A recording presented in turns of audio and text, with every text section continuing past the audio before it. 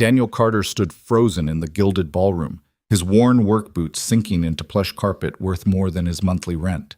Around him, millionaires in tailored suits whispered and pointed.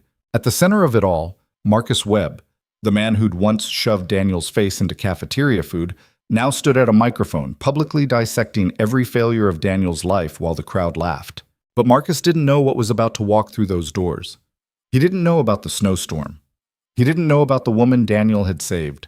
And he had no idea his carefully planned humiliation was about to backfire in the most spectacular way possible. If you want to see how a single father turns his darkest moment into his greatest victory, stay until the end. And hit that like button. Comment your city below so I can see how far this story travels. The envelope arrived on a Tuesday. Daniel Carter almost missed it entirely, wedged as it was between a past-due electric bill and a grocery store circular advertising chicken thighs for $1.99 a pound. He was standing in his cramped kitchen, still wearing his grease-stained work uniform from Martinez Auto Repair, when his daughter Emma came running in from the mailbox. "Daddy, you got something fancy." She held up the envelope like a trophy, her gap-toothed grin wide enough to split her face. Daniel took it from her small hands, his calloused fingers leaving smudges on the heavy cream-colored paper. The return address made his stomach drop. Pinnacle Events Management, Riverside High School 15-year reunion. What is it? Emma climbed onto one of the mismatched kitchen chairs, her legs swinging. Nothing, Bug, just junk mail. That's not junk mail. It's got gold on it. She pointed at the embossed lettering. Daniel turned the envelope over. Sure enough, there was a wax seal. An actual wax seal pressed with some kind of fancy crest. Who the hell used wax seals anymore? He should throw it away. That would be the smart thing to do. Riverside High was 15 years behind him, and he'd worked hard to keep it there. But Emma was watching him with those curious brown eyes, her mother's eyes, and something made him slide his thumb under the flap. The invitation inside was even more ostentatious than the envelope. Thick cardstock that probably cost more per sheet than Daniel made in an hour. Flowing script announced the reunion would be held at the Grandview Hotel, with cocktails, dinner, and dancing. Black tie requested. Black tie. Daniel owned exactly one tie, and it had a coffee stain on it from a funeral 3 years ago. But it was the handwritten note at the bottom that made Daniel's jaw clench. Carter, heard you're still in town. It would mean a lot to see you there. Let's catch up on old times. Marcus. Who's Marcus? Emma asked, reading upside down. Nobody important. Then why do you look mad? Daniel set the invitation on the counter, face down. I'm not mad. Your eye does that twitchy thing when you're mad. Nia, since when do you know about my eye twitchy thing? Since forever, Daddy. Emma hopped down from the chair and pulled open the refrigerator. Can I have a juice box? Just one, and don't spill it on your homework this time. She grabbed a juice box and scampered toward the living room, leaving Daniel alone with the invitation and a lifetime of memories he'd rather forget. Marcus Webb. Of course it was Marcus Webb. Daniel could still remember the first time Marcus had cornered him in the high school parking lot freshman year. Daniel had been scrawny back then, all elbows and knees, the kid who wore the same 3 shirts in rotation because his mom worked 2 jobs, and his dad had been gone since he was 6. Marcus, on the other hand, had been everything Daniel wasn't. Athletic, popular, from a family with money that went back generations in their small Midwestern town. Nice shoes, Carter, Marcus had said, loud enough for the crowd to hear. What'd you do? Fish those out of a dumpster? They weren't from a dumpster. They were from Goodwill, which Daniel's mom had driven 40 minutes to reach because the local thrift store didn't have his size. But the crowd had laughed anyway, and Marcus had smiled like he'd just won something. That was the beginning. 4 years of casual cruelty, death by 1,000 small cuts, tripping Daniel in the hallway, accidentally spilling drinks on him in the cafeteria, starting rumors about his family. Nothing big enough to get expelled over, but everything designed to remind Daniel exactly where he stood in the Riverside High hierarchy. And Daniel had taken it. What else could he do? Fight back and give Marcus a real reason to destroy him? Tell a teacher and become an even bigger target? So he'd kept his head down, graduated by the skin of his teeth, and left Riverside High in his rearview mirror the day he turned 18. He'd never planned to go back. Daddy? Emma's voice floated in from the living room.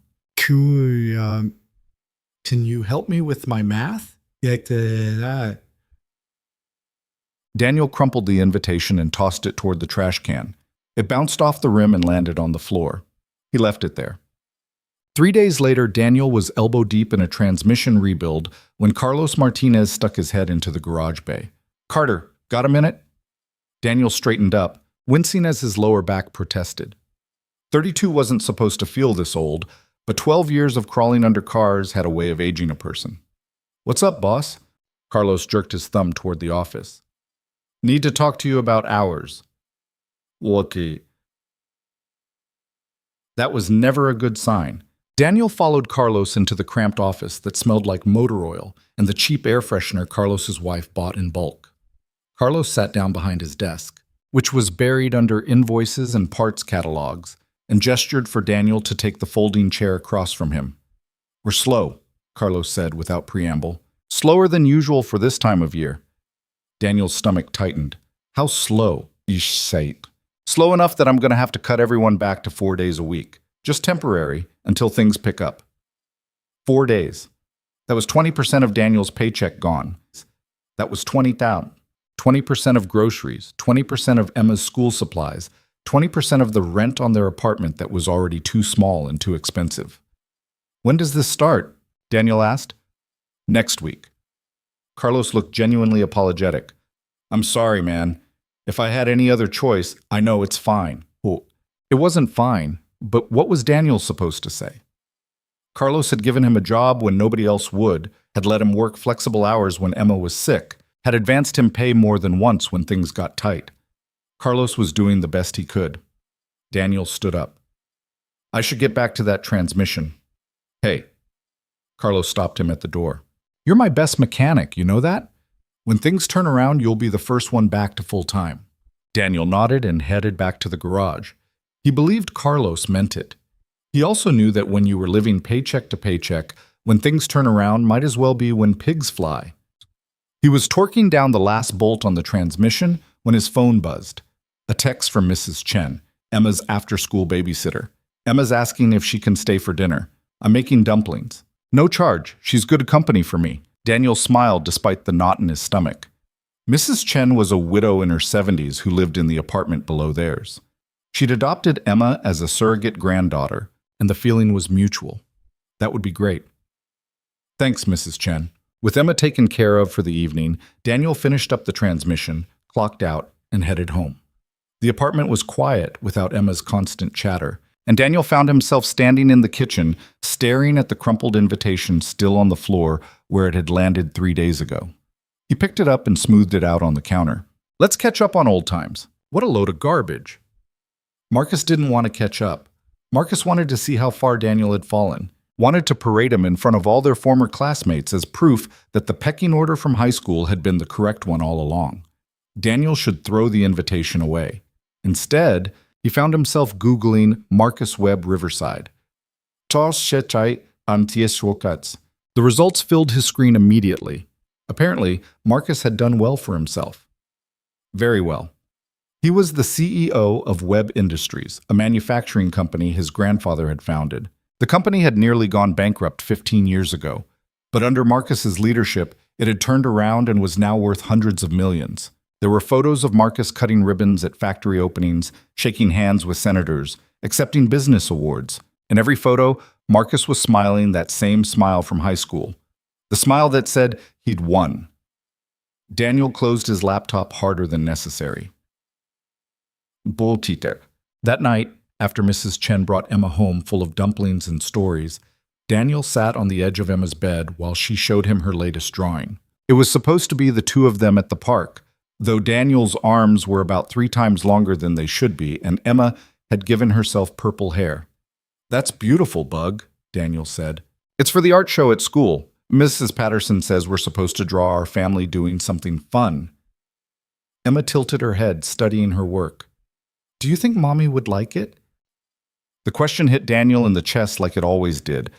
Emma had been 3 when Sarah died. Car accident, black ice, gone in an instant. Some days it felt like yesterday. Other days it felt like a lifetime ago. "I think she would love it," Daniel said carefully. "She always thought you were the best artist in the whole world." Even better than you? Especially better than me. You remember that time I tried to draw you a birthday card? Emma giggled. It looked like a potato with eyes. It was supposed to be a bunny. It was a really weird bunny, Daddy. They laughed together, and for a moment everything else fell away. The bills on the counter, the reduced hours at work, the invitation from Marcus Webb, none of it mattered. This was what mattered. This kid with her gap-toothed grin and her terrible purple-haired drawings. Daddy? Emma's voice got quiet. Are you scared of stuff sometimes? Daniel set the drawing aside. Sure. Everybody gets scared sometimes. Why? There's this girl at school, Madison. She's really mean. She said my shoes are ugly and my lunch smells weird. Daniel felt his jaw clench. So it started this young. What did you do? I didn't do anything. I just walked away, but Emma picked at a loose thread on her comforter. I wanted to say something back. Something mean. But I was scared. Scared of what? I don't know. Scared she'd get meaner, I guess. Or that other kids would laugh at me. Daniel pulled Emma into a hug, breathing in the strawberry scent of her shampoo. Listen to me, Bug. Walking away doesn't make you scared. It makes you smart. But you know what else? What? Sometimes, when someone keeps being mean, you have to stand up.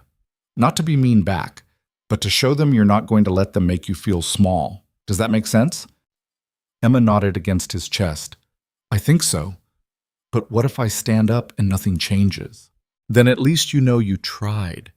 At least you know you didn't let fear make your choices for you. Emma pulled back and looked at him with those two wise eyes. Is there something you're scared of, Daddy? The invitation flashed through Daniel's mind. Maybe, yeah. Are you going to stand up to it? Daniel smoothed Emma's hair back from her forehead. I'm thinking about it. I think you should. Emma yawned. You always tell me to be brave. You're right, I do. So you should be brave too. When did you get so smart? I was always smart. You just didn't notice. Daniel tucked Emma in, kissed her forehead, and turned out the light. But her words followed him out of the bedroom and back to the kitchen, where the invitation still lay on the counter. You should be brave too. He picked up the invitation again. The Grand View Hotel, black tie. Next Saturday at 7. Daniel had exactly $347 in his checking account. Emma needed new shoes. Her toes were starting to poke through her current ones. The electricity bill was due in 5 days. Rent was due in 12. He couldn't afford to go to this reunion. Not financially, and probably not emotionally either. But Emma's voice echoed in his head. I think you should. Before he could talk himself out of it, Daniel pulled out his phone and found the RSVP email address at the bottom of the invitation. His thumbs hovered over the keyboard. This was stupid. This was exactly what Marcus wanted. Daniel showing up to be humiliated all over again. But it was also 15 years later. Daniel wasn't the same scared kid anymore. He'd survived things Marcus couldn't imagine. He'd held his wife's hand while she took her last breath. He'd learned to braid hair and pack school lunches and show up at parent-teacher conferences as the only dad in a room full of moms. He'd kept himself and his daughter afloat through medical bills and broken-down cars, and nights when he'd had to choose between paying for groceries and paying for heat. Marcus Webb didn't know the first thing about real strength. Daniel's thumbs moved across the screen. I'll be there. Daniel Carter. He hit send before he could change his mind. The next morning, Daniel woke up regretting everything. What was he thinking? He didn't have money for a tux rental. He didn't have money for a gift, which the invitation had mentioned would be collected for the reunion's charity of choice. He definitely didn't have money for drinks at the Grandview Hotel bar, where a beer probably cost more than his lunch. But he'd sent the RSVP, and Daniel Carter might be a lot of things. But he wasn't someone who went back on his word. He was running through worst-case scenarios in his head when Emma appeared in the kitchen doorway, already dressed for school in mismatched socks and a shirt with a juice stain on the collar. You're thinking too loud, she announced. It woke me up. Sorry, Bug, want some cereal? Can I have the one with the marshmallows? That's dessert, not breakfast. But it has vitamins. So does an apple. Emma wrinkled her nose, but accepted the bowl of generic cornflakes Daniel poured for her. She ate in silence for a minute before saying, "Did you stand up to your scary thing?" Daniel paused in the middle of packing her lunch. "What?" "Last night. You said you were thinking about standing up to something scary. Did you do it?" Yeah, I did." "Good." Emma crunched another spoonful of cereal.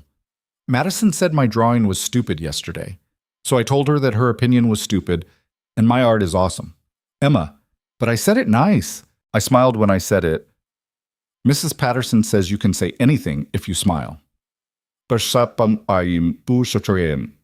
Daniel wasn't sure that was the lesson Mrs. Patterson had been trying to teach, but he let it go. "What did Madison say?" She looked surprised. Then she walked away. "So I guess I won." "I'm proud of you, Bug." "Thanks. I'm proud of you too, even though I don't know what your scary thing is."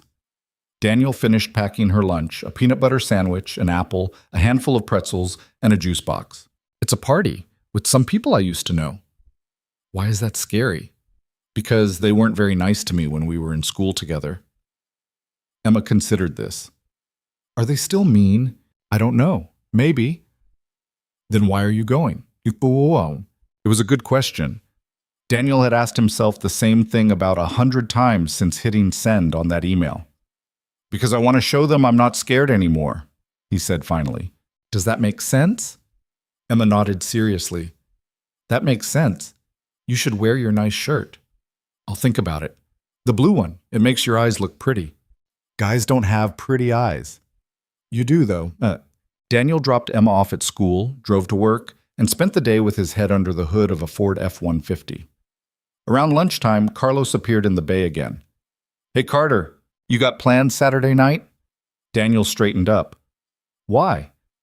"My nephew's getting married. I'm short of Valet Parker, and it pays cash. $150 for 4 hours.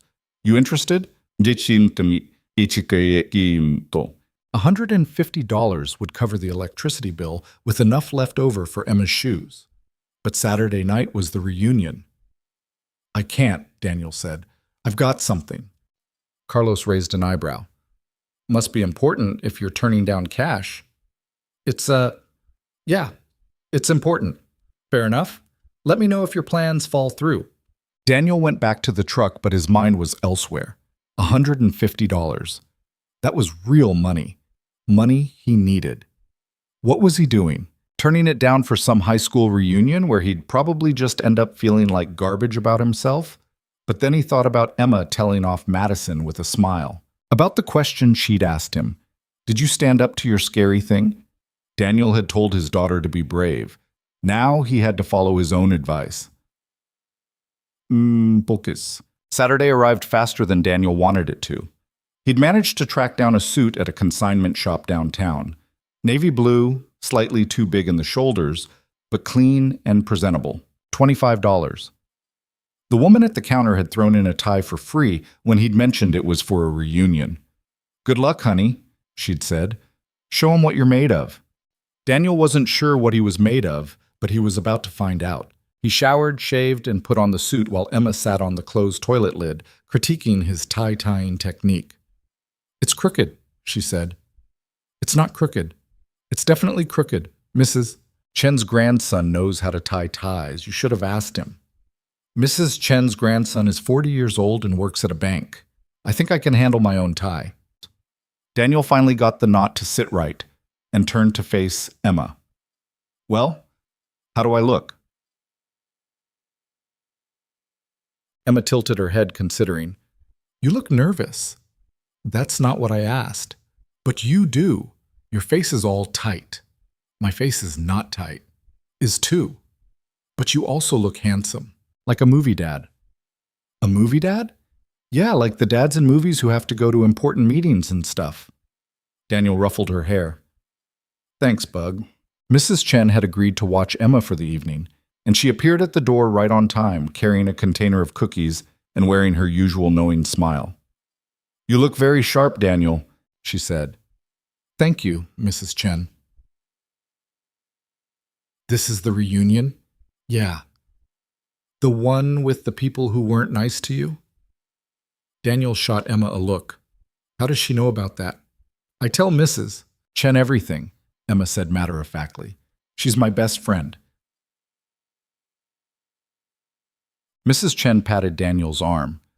You hold your head up tonight. Those people don't know what you've been through. They don't know how strong you are. I'm not that strong. You're raising this brilliant girl all by yourself. You get up every day and go to work and make sure she has everything she needs. That's stronger than any fancy job or big house. Mrs. Chen squeezed his arm. You remember that. Daniel's throat felt tight. Thank you.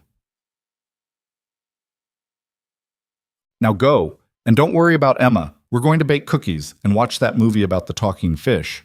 Again? Daniel asked.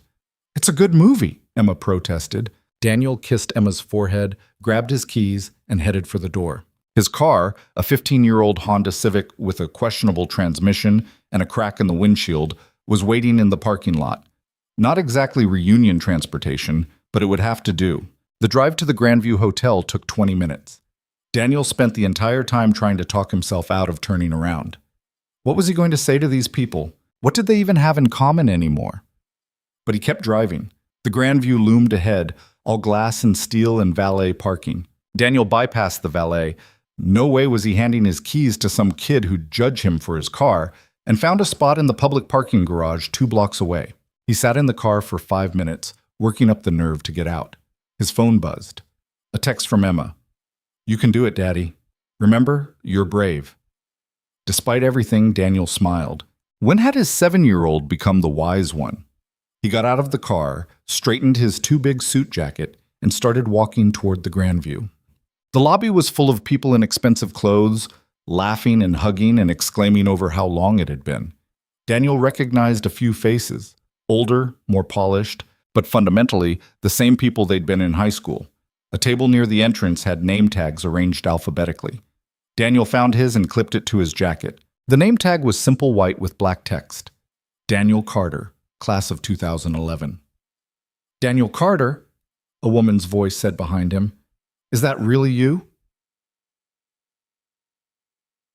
Daniel turned to find Jennifer Morrison, Jennifer Albright back then, smiling at him. She'd been in his English class junior year. Not part of Marcus's crowd, but not exactly friendly to Daniel either. Hi, Jennifer. Oh my gosh, I almost didn't recognize you. You look... She trailed off, her eyes taking in his suit, his shoes, his general state of being. Different? Daniel supplied. Grown up, she said brightly. Too brightly. What have you been up to? Working, raising my daughter. You have a daughter. That's wonderful. And what do you do for work? I'm a mechanic. Oh. Jennifer's smile flickered. That's nice. Honest work. It pays the bills. Of course. Of course. Well, it's great to see you. I should go find my husband. He's around here somewhere. She touched Daniel's arm briefly and disappeared into the crowd. Daniel exhaled. One conversation down. Only an entire evening to go. He made his way toward the ballroom, where cocktails were apparently being served. The room was everything the invitation had promised. Crystal chandeliers, white tablecloths, a bar that stretched the length of one wall. A string quartet played something classical in the corner. Daniel felt wildly out of place. He was debating whether he could slip out without anyone noticing when a hand clapped down on his shoulder. Carter, you actually came! Daniel didn't need to turn around to know who it was. Marcus Webb's voice hadn't changed. Still loud, still confident, still carrying that undercurrent of amusement at the world's expense. Daniel turned. Marcus looked exactly like his photos online. Tall, fit, expensive suit that actually fit him properly. His hair was graying at the temples in a way that somehow made him look more distinguished. He was flanked by 2 guys Daniel vaguely recognized from the football team. Marcus, Daniel said evenly, man, it's good to see you. When I saw you'd RSVP'd, I couldn't believe it. Didn't think you'd actually show. Marcus's smile was wide, friendly even, but his eyes were calculating. What have you been up to? Last I heard you were working at, where was it? Martinez Auto Repair. Right, mechanic work. That's great, really great. Honest living, you know? Marcus sounded exactly like Jennifer had, which meant he was about to make it sound like anything but great. You still in town? Yeah. Never felt the urge to get out, see the world? I've seen enough. That's one way to look at it. Marcus gestured to the bar. Come on, let me buy you a drink.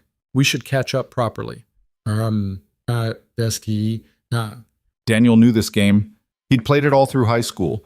Marcus would buy him a drink, ask him questions designed to highlight everything Daniel didn't have, and slowly gather an audience for the show. But Daniel had come here for a reason. So he followed Marcus to the bar. 2 scotches, Marcus told the bartender. The Macallan 18. The bartender poured 2 glasses and slid them across the bar. Marcus handed one to Daniel. To old times, Marcus said, raising his glass. Daniel didn't drink. What do you want, Marcus? Want? I don't want anything. I'm just glad you came. It's good to see where everyone ended up, you know. Makes you appreciate how far you've come. Marcus took a sip of his scotch. So, mechanic. That's a solid job, recession-proof. It pays the bills. I bet. You married? Kids? I have a daughter, 7 years old. That's great. Really great. Her mom around? She died 4 years ago.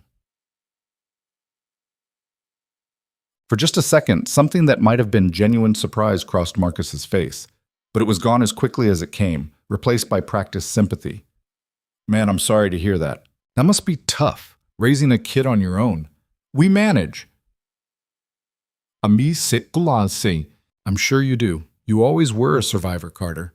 Marcus paused. Actually, you know what? We should do this right. Really catch up. Why don't you come up to the stage for a minute? I'm supposed to say a few words as reunion chair, and I'd love to get your perspective.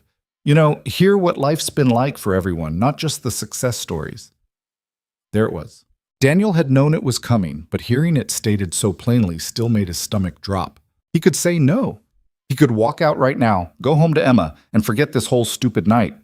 But Emma's text echoed in his head. You're brave. Sure, Daniel heard himself say. Why not? Marcus's smile widened. Fantastic. This is going to be great. Marcus didn't waste time. He headed straight for the small stage at the front of the ballroom, motioning for Daniel to follow. The string quartet wrapped up their current piece, and the murmur of conversation began to fade as people noticed Marcus climbing the steps. Daniel's feet felt heavy. Each step toward that stage felt like walking toward an execution. But he kept moving because stopping now would be worse. Stopping now would prove every terrible thing Marcus had ever thought about him. The stage wasn't large, just a raised platform with a microphone stand and a podium bearing the Riverside High crest. But from up here, Daniel could see the entire ballroom. At least 200 people, maybe more. Former classmates in designer clothes holding drinks that cost more than Daniel's grocery budget. The lights were bright enough to make him squint. Marcus took the microphone with the ease of someone who'd given 1,000 speeches. Can I have everyone's attention? Everyone? Great, thank you. He waited until the room fell silent. First of all, I want to thank you all for coming tonight. It means the world to see so many familiar faces. 15 years. Can you believe it? Seems like just yesterday we were walking those halls, worried about pop quizzes and prom dates. Polite laughter rippled through the crowd. Now, I know we've all taken different paths since graduation. Some of us went into business, some into medicine, some into tech. We've got lawyers and entrepreneurs and even a couple of artists, if I'm not mistaken. But I thought it would be meaningful to hear from someone whose journey has been different. Someone who reminds us that success isn't just about money or titles. Marcus turned to Daniel, gesturing him forward. Daniel Carter, everyone. Come on up, Daniel. Applause. Tentative, curious applause. Daniel stepped to the microphone. Up close, he could see individual faces in the crowd. Jennifer Morrison standing with a tall man who must be her husband. Brett Kozlowski from chemistry class.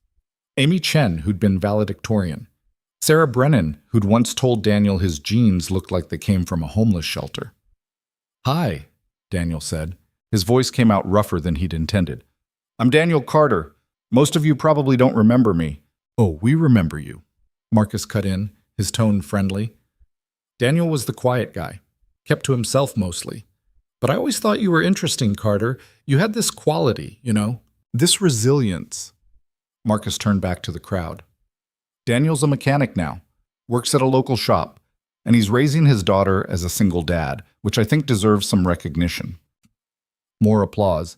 It sounded sympathetic this time. Pitying. Daniel's hands clenched at his sides. "Tell us about that, Daniel," Marcus said. "What's it like being a single father? Must be challenging on a mechanic's salary." There it was, the knife, slipped in smooth and clean. "It's fine," as Daniel said. "We make it work." "I'm sure you do. Kids are expensive, though, aren't they?" "I wouldn't know personally. My fiancé and I are waiting until we're really established. But I've heard the numbers. Childcare alone must be brutal. I manage." "Of course you do. You always were good at managing, weren't you? I remember in high school you had that one shirt, the red one with the logo. You wore it like twice a week. I always admired that, not caring what people thought." The crowd shifted uncomfortably. A few people looked away, but most kept watching, the way people watched car accidents. Daniel's jaw tightened. "I didn't have a lot of options back then. Some busts." Right. Tough home situation, if I remember correctly. Your dad left when you were young? 6 years old. That's rough. Really rough. And your mom, she worked a lot, didn't she? Cleaning houses or something? She worked 2 jobs to keep a roof over our heads. That's admirable. Really admirable. It's just, I was thinking about this earlier, actually, about how some people get dealt a bad hand and they never quite recover from it, you know? Like, the statistics on kids from broken homes, kids who grow up in poverty, the numbers aren't great. Most of them end up repeating the cycle. Marcus paused as if thinking. You ever worry about that? About your daughter ending up in the same situation you were in? Is she? The room had gone completely silent. Even the bartenders had stopped moving. Daniel felt something hot and sharp building in his chest. This was what Marcus had wanted all along. Not a reunion, not a conversation. Public execution. Proof that the scared kid from high school was still scared, still struggling, still exactly where Marcus had always believed he belonged. My daughter is nothing like I was, Daniel said quietly. She's smarter, braver, and kinder than I could ever be, and she's going to have every opportunity I can give her. I'm sure she will. I'm sure you're doing your best. It's just hard, isn't it, when you're limited by circumstances, by choices. Marcus's smile never wavered. I mean, look at where we all are now. Some of us took risks, pushed ourselves, built something real. And some of us, well, we settled for what felt safe, what felt manageable. No judgment either way. Everyone's got to do what works for them. Someone in the crowd coughed. Daniel saw Amy Chen looking at her shoes. Brett Kozlowski was staring at Marcus with something that might have been discomfort, but Marcus wasn't done. Actually, you know what? I think this is important. I think we need to talk about this honestly, because here's the thing.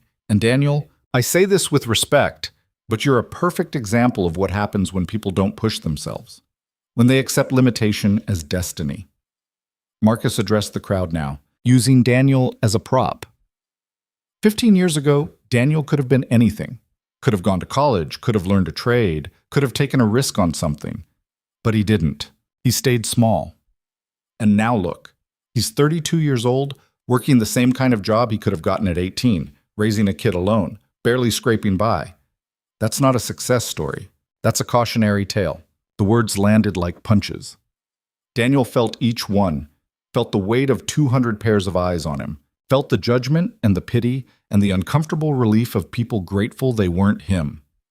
This was the moment Marcus had been building to, the kill shot. Daniel should walk off this stage, should leave with whatever dignity he had left. But then he thought about Emma asking why Madison scared her, thought about his own answer. Sometimes you have to stand up, not to be mean back, but to show them you're not going to let them make you feel small. Daniel stepped closer to the microphone. You're right, he said. Marcus blinked. What? You're right about a lot of that. I didn't go to college. I didn't take big risks or build an empire. I work with my hands for wages that'll never make me rich. Daniel's voice was steady now, calm. But you know what I did do, Marcus? I showed up. Every single day for the past 15 years, I showed up. I showed up when my wife was dying and the medical bills were piling up faster than I could count them. I showed up when my 3-year-old daughter asked me why mommy wasn't coming home, and I had to explain death to someone who still believed in Santa Claus. I showed up at 2 in the morning when she had nightmares, and at 6 in the morning when I had to get her ready for preschool before my shift started.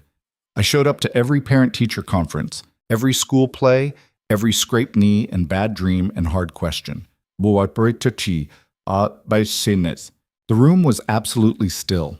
You want to talk about choices? Daniel continued. Fine, let's talk about choices. I chose my daughter over everything else. I chose being there for her over climbing ladders or making connections or building a resume. I chose fixing cars because the hours were flexible and my boss let me leave when the school called. I chose a small apartment in a safe neighborhood over a nicer place in a cheaper area. I chose stability over risk because risk meant maybe not being able to afford food, and I wasn't going to let my kid go hungry to chase some dream. Marcus's smile had frozen on his face. And you know what else? Daniel said. Those choices? I'd make them again. Every single one. Because at the end of the day, my daughter knows she's loved. She knows she matters. She knows that when things get hard, I'm not going anywhere. Can you say the same about the people in your life, Marcus? All those employees and business partners and politicians you shake hands with, do any of them know you'd actually show up for them when it mattered? Or are they just rungs on your ladder? Someone in the crowd made a sound that might have been a suppressed laugh. Marcus's face had gone red. I was trying to make a point about how I'm not successful because I don't have what you have. I know. I got it. Daniel looked out at the crowd. But here's what I learned in the past 15 years. Success isn't about the size of your bank account or the title on your business card. It's about who you are when nobody's watching. It's about whether you can sleep at night knowing you did right by the people who depend on you. And by that measure, Marcus, I'm doing just fine. The silence broke. Someone started clapping, slow, deliberate claps from the back of the room. Then someone else joined in. And someone else. Within seconds, half the room was applauding. Marcus stood there, his microphone still in hand, his carefully planned humiliation turning to ash in front of him. Well, Marcus said, his voice tight, that's certainly one perspective. I think we can all agree that fatherhood is important, even if some of us choose to build a foundation before. Give it a rest, Webb. The voice came from near the bar. Brett Kozlowski, holding a beer and looking at Marcus with open disgust. We all know what you were trying to do up there. It's the same crap you pulled in high school, and honestly, it's pathetic. A murmur ran through the crowd. Marcus's red face went darker. I don't know what you think you saw, Marcus started. We all saw it. This from Amy Chen. You dragged him up there to embarrass him. It was obvious. I was making a point about different life trajectories. You were being a dick, Brett said flatly. Same as you always were. The crowd's energy had shifted completely. People were nodding, whispering to each other. Marcus was losing control of the room, and he knew it. You know what? Marcus said, his voice sharp now. I don't have to stand here and be lectured about my character by people who... The ballroom doors opened. Later, Daniel would try to remember the exact sequence of events, the way the doors swung wide, the way the conversations died mid-sentence, the way everyone in the room turned to look. A woman stood in the doorway. She was tall, maybe 5'10", with dark hair pulled back in a way that was somehow both severe and elegant. She wore a black dress that probably cost more than Daniel's car, and she carried herself like someone who owned every room she walked into. But it was her face that made Daniel's breath stop. He knew that face. The room seemed to tilt sideways. I'm sorry I'm late, the woman said, her voice carrying across the silent ballroom. I hope I haven't missed anything important. She started walking toward the stage. Her heels clicked on the marble floor. Every eye in the room followed her. Daniel's mind was racing, trying to make sense of what he was seeing. It couldn't be her. It had been 15 years. He'd left her in a coffee shop parking lot during the worst snowstorm in recorded state history. Had made sure she was breathing and warm before he disappeared into the night, because he couldn't afford the ambulance fees and couldn't risk the questions. But it was her. Older, polished, transformed, but unmistakably her. She reached the stage and looked up at him. Hello, Daniel. Victoria? The name came out as barely a whisper. She smiled. You remember. Of course he remembered. You didn't forget the night you saved someone's life. Marcus had recovered from his shock and was stepping forward, his salesman's smile back in place. I'm sorry, miss, but this is a private event. If you're looking for the Harrison wedding, that's in the grand ballroom on the 3rd. Princess, I'm not looking for the Harrison wedding. Victoria didn't even glance at Marcus. Her eyes stayed locked on Daniel. I'm looking for Daniel Carter, and I believe I've found him. How do you know? Marcus started. My name is Victoria Hale, she said, finally turning to address the room. Some of you may have heard of me. I'm the CEO of Hale Consolidated. We're a venture capital firm based in New York. We manage approximately $8 billion in assets. The room erupted in whispers. Even Daniel recognized the name Hale Consolidated. They'd been in the news recently for a massive tech acquisition. What does that have to do with... Marcus tried again. 15 years ago, Victoria said, cutting him off. I was a 20-year-old college dropout with $40 to my name and nowhere to go. I'd left home with nothing but a backpack and a half tank of gas, trying to get to my aunt's house 3 states away. And I almost died doing it. She walked up the steps to the stage, moving to stand beside Daniel. It was January 12th. A blizzard had shut down the highways. My car broke down on a rural road with no cell service and the temperature dropping below 0. I was hypothermic, disoriented, and about 20 minutes from freezing to death. Victoria's voice was steady, but Daniel could hear the emotion beneath it. And then a truck pulled over. A beat-up pickup with a busted taillight and rust on the wheel wells. The driver was maybe 17 years old, wearing a coat that was too thin for the weather, but he stopped anyway. Daniel's hands were shaking. He remembered that night. Remembered the broken-down sedan on the shoulder, the girl slumped over the steering wheel, the way her lips had been blue. He got me into his truck, Victoria continued, wrapped me in his jacket, even though he was shivering himself, drove me to a coffee shop and bought me hot chocolate with what I'm pretty sure was the last $5 he had. He sat with me until I could feel my fingers again. And then, when I was safe and warm, and the storm was starting to clear, he left. He wouldn't tell me his full name, wouldn't let me repay him.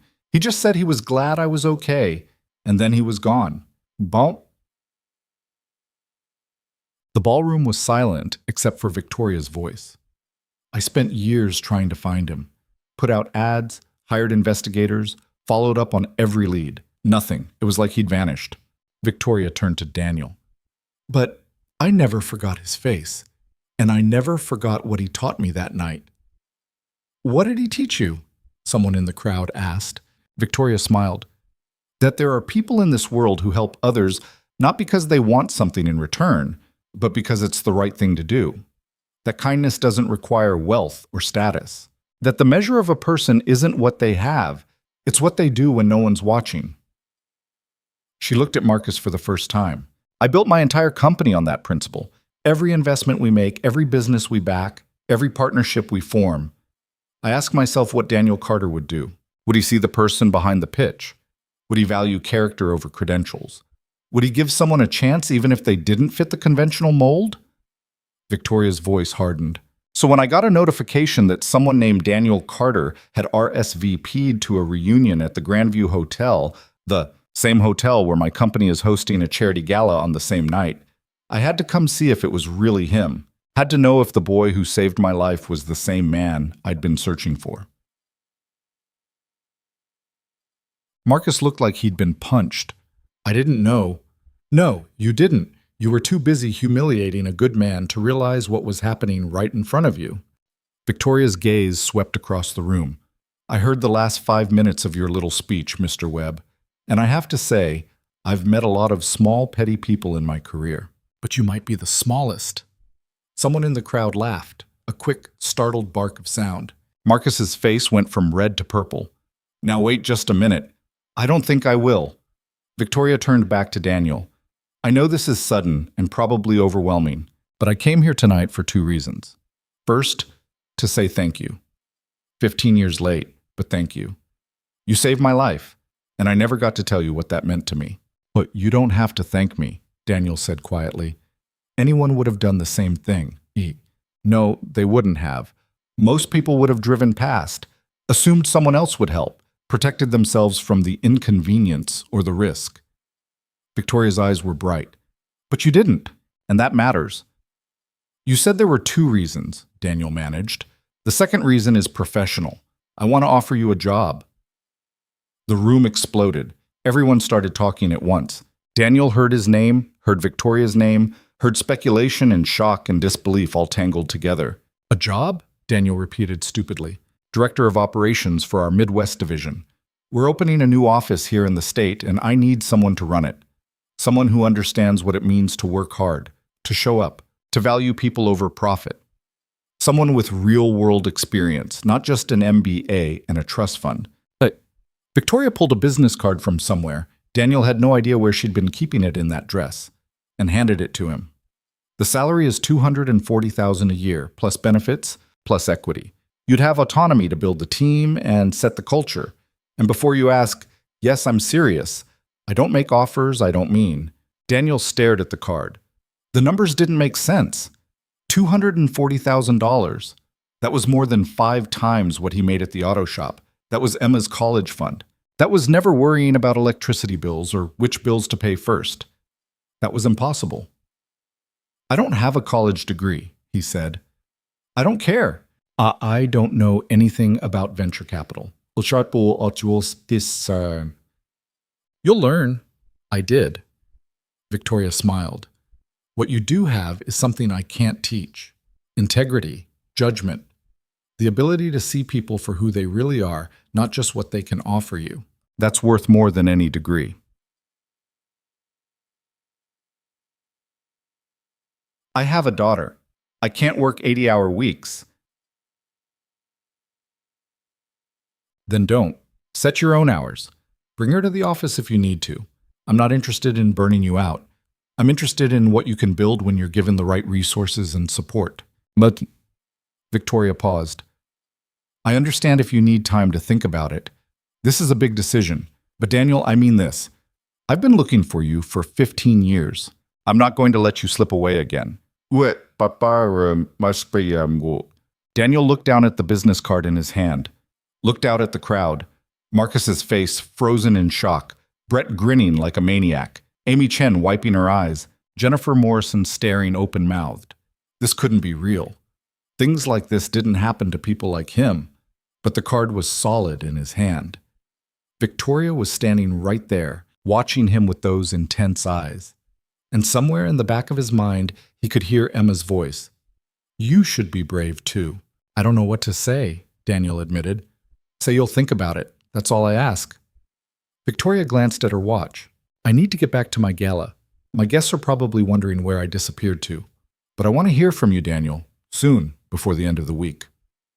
She started to walk away, then paused and turned back to Marcus. One more thing, Mr. Webb. I looked up Webb Industries before I came here tonight. You've done well for yourself. Impressive revenue growth, good market positioning. You should be proud. Marcus perked up slightly. Thank you. We've worked hard to, which is why it's going to be especially unfortunate when Hale Consolidated declines to invest in your next expansion round. I saw the pitch that came across my desk last month. We were seriously considering it. But after tonight? Victoria's smile was ice. I don't think our values align. Good luck finding other investors who haven't heard about what happened here. Marcus went pale. You can't do that because of some personal... I can do whatever I want with my company's money. And I choose not to invest in people who treat others as beneath them. Enjoy the rest of your reunion, Mr. Webb. Something tells me it won't be as memorable as you'd planned. Victoria walked off the stage and out of the ballroom, leaving absolute chaos in her wake. Daniel stood there, still holding the business card, still trying to process what had just happened. Around him, people were shouting questions, pulling out phones, crowding toward the stage. Marcus was still standing there, frozen, his whole carefully constructed night crumbling around him. Brett Kozlowski pushed through the crowd and clapped Daniel on the shoulder. Holy shit, Carter. That was incredible. I didn't do anything, Daniel said numbly. Are you kidding? You stood up to Webb. Some billionaire just offered you a dream job and the whole room saw Webb get what he deserved. That's not nothing. Amy Chen appeared on Daniel's other side. Is it true? Did you really save her life?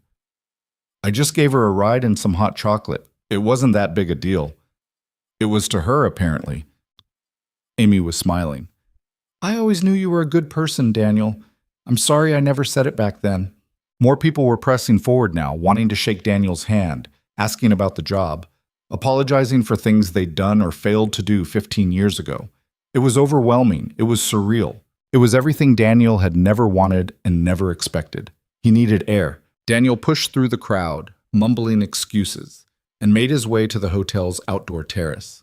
The night air was cool and quiet after the chaos of the ballroom. He leaned against the railing and looked at Victoria's business card again. Victoria Hale, CEO, Hale Consolidated. Cell 212-555-0147. Email vshale@haleconsolidated.com. His phone buzzed. A text from Mrs. Chen. Emma wants to know if you're having fun. Daniel smiled despite everything and texted back, It's been interesting. Tell her I'll be home soon. Another text came through almost immediately, this one from a number he didn't recognize. This is Victoria. I hope you don't mind. I got your number from the reunion contact list. I meant what I said tonight. Call me when you're ready to talk. No pressure. Well, maybe a little pressure. I really do want you on my team. Daniel stared at the message, then at the business card, then back at the message. What the hell was he supposed to do with this? Daniel drove home in a daze, Victoria's business card burning a hole in his jacket pocket. The streets were empty at this hour, just him and the occasional traffic light turning from red to green for nobody. His hands gripped the steering wheel tight enough to make his knuckles ache. $240,000 a year. The number kept bouncing around in his head, refusing to settle into something that made sense. He'd never known anyone who made that kind of money, never imagined he'd be offered it himself. The apartment was quiet when he let himself in. Mrs. Chen was asleep on the couch, her reading glasses crooked on her face, a book open on her lap. Emma was presumably in bed. Daniel stood there for a moment, just looking at Mrs. Chen's peaceful face, at the small apartment with its scratched floors and water-stained ceiling, at the life he'd built here. Mrs. Chen stirred and blinked at him. Daniel? What time is it? Almost 11. I'm sorry I'm late. No, it's fine. She sat up, straightening her glasses. How was it? Daniel didn't know how to answer that. It was complicated. Mrs. Chen studied his face. You look like someone who's just had their world turned upside down. That's pretty accurate. Good upside down or bad upside down? I honestly don't know yet. What? Mrs. Chen patted his hand and gathered her things. Well, whatever it is, you'll figure it out. You always do. Emma's asleep, by the way. She tried to stay up, but the cookies defeated her around 9:30. After Mrs. Chen left, Daniel checked on Emma. She was sprawled across her bed in her favorite pajamas, the ones with cartoon cats that were getting too small, but that she refused to give up. Her mouth was slightly open, one arm flung over her stuffed elephant. Daniel sat on the edge of her bed, careful not to wake her. In the dim glow from her nightlight, she looked impossibly small. 7 years old. Still young enough to believe her dad could fix anything, solve any problem, chase away any monster. What would happen if he took this job? Would she even understand what it meant? Would she be proud? Or would she just be confused about why everything was changing? And what if he failed? What if Victoria was wrong about him? What if he showed up to that fancy office and everyone realized within a week that Daniel Carter had no business running anything more complicated than an oil change? He thought about Marcus's words on that stage. You're a perfect example of what happens when people don't push themselves.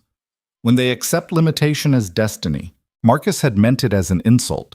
But sitting here in Emma's room, Daniel wondered if there wasn't a grain of truth in it. Not the way Marcus had meant it, not about being lazy or settling for less, but about being scared, about choosing safety over possibility because possibility felt too dangerous, too likely to blow up in his face. Daniel's phone buzzed. Another text from Victoria. I'm not usually this persistent, but I wanted you to know the offer stands regardless of what happened tonight. This isn't charity. This isn't me feeling guilty about what Webb said. This is me recognizing talent when I see it. Sleep on it. Call me Monday. He typed out 3 different responses and deleted them all. Finally, he just sent, Thank you, I will. Emma stirred in her sleep, mumbling something about purple crayons. Daniel kissed her forehead and went to his own room.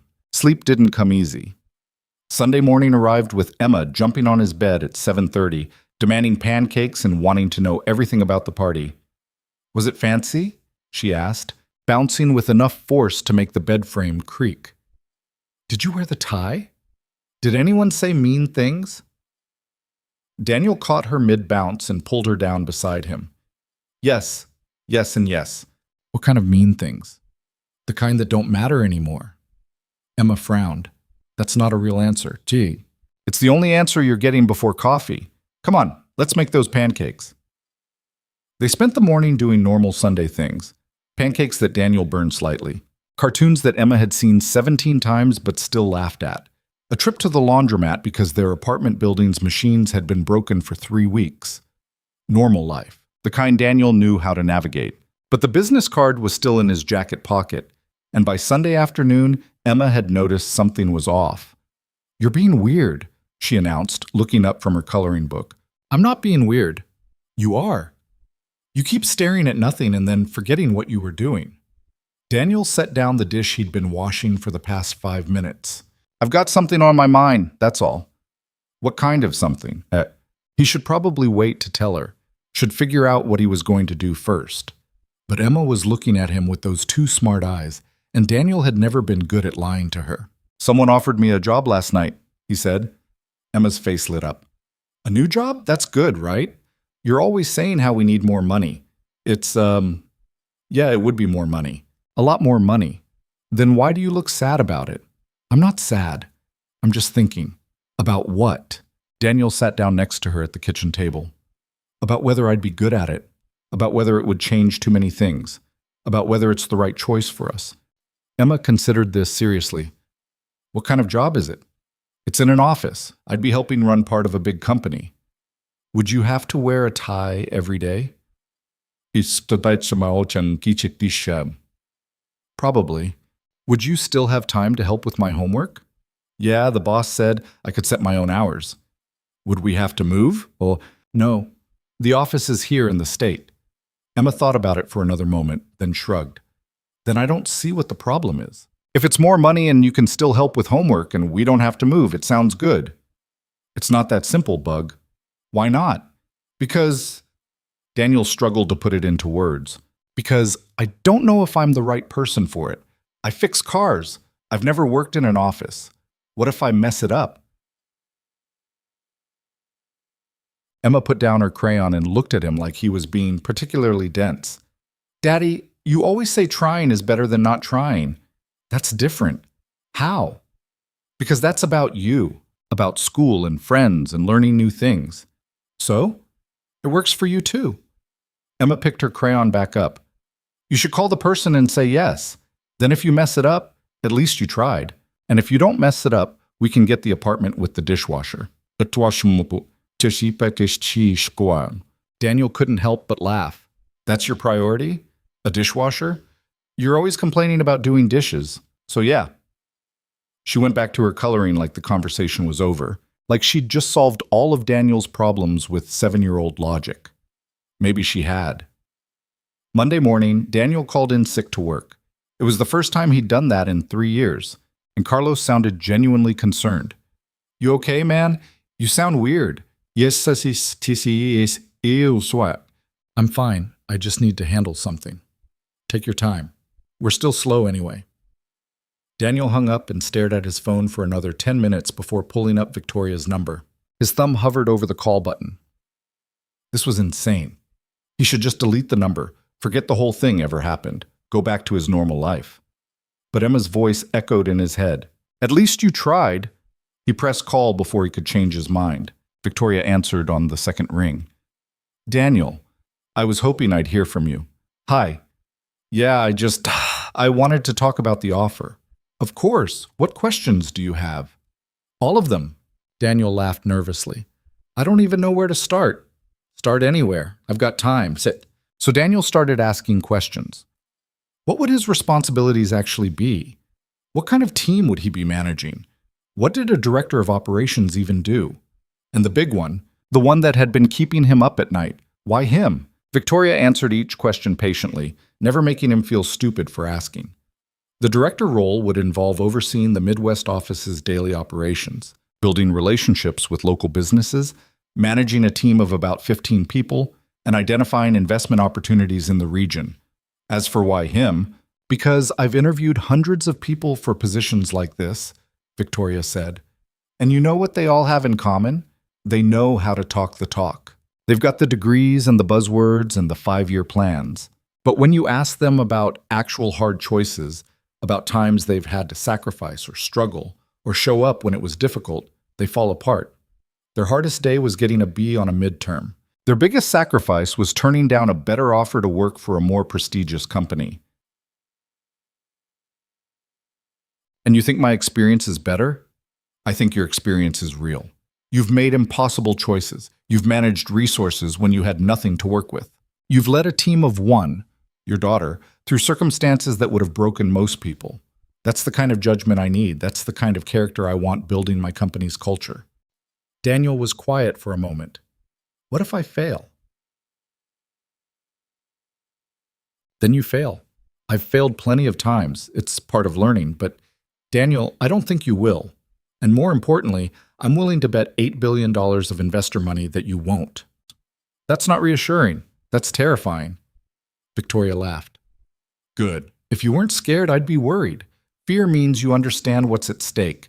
It means you'll take it seriously. They talked for another hour. Victoria laid out the details: salary, benefits, equity structure, start date. She'd want him to begin in 2 weeks if possible.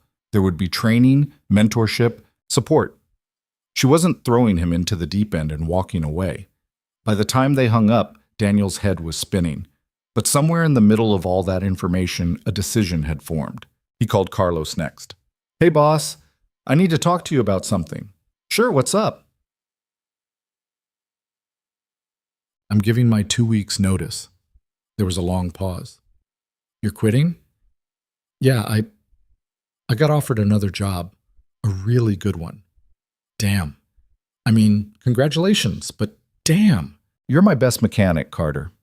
I know, I'm sorry, but it's an opportunity I can't pass up. Carlos sighed. I get it. Can't say I'm happy about it, but I get it. You deserve good things, man. When do you start? There's 2 weeks from today. All right. Well, make them count. And hey, if it doesn't work out, you've always got a place here. Thanks, Carlos, for everything. After he hung up, Daniel sat in his quiet apartment and let it sink in. He'd just quit his job. He'd just agreed to take a position he was completely unqualified for. He'd just bet his and Emma's entire future on a chance encounter from 15 years ago. He must be out of his mind. His phone rang, a number he didn't recognize. Hello? Is this Daniel Carter? A woman's voice, crisp and professional. Yes. This is Margaret Stinson. I'm the HR director for Hale Consolidated. Victoria asked me to reach out about getting your paperwork started. Do you have a few minutes to go over some details? And just like that, it was real. The next 2 weeks blurred together. Daniel worked his remaining shifts at the auto shop, trying to memorize everything he could about how Carlos ran the business, how he handled difficult customers, managed inventory, dealt with suppliers. It was all information Daniel had absorbed passively over the years, but now he paid attention deliberately, storing it away for future reference. Emma told everyone at school that her dad was getting a new job at a big company. She said it with such pride that Daniel's chest hurt. Mrs. Chen cried when he told her, happy tears that she tried to hide behind her reading glasses. I knew something good was coming for you, she said. I just knew it. Victoria called 3 times during those 2 weeks, not to check up on him or second-guess her offer, but to talk, to ask about Emma, about what Daniel needed to feel prepared, about whether he had any concerns she could address before his start date. You're allowed to be nervous, she said during one call, but you're not allowed to back out. I've already had business cards printed. That's manipulative. That's motivated. There's a difference. On Daniel's last day at Martinez Auto Repair, Carlos threw him a small party in the garage. Just the other mechanics, some pizza, a card everyone had signed. It was simple and genuine and made Daniel realize how much he was going to miss this place. You better not forget us when you're rich and important, Carlos said. pulling Daniel into a hug that smelled like motor oil and Old Spice. I could never forget you guys. You gave me a shot when I needed it most. Yeah, well, you earned it every day you showed up. Now go earn this next thing.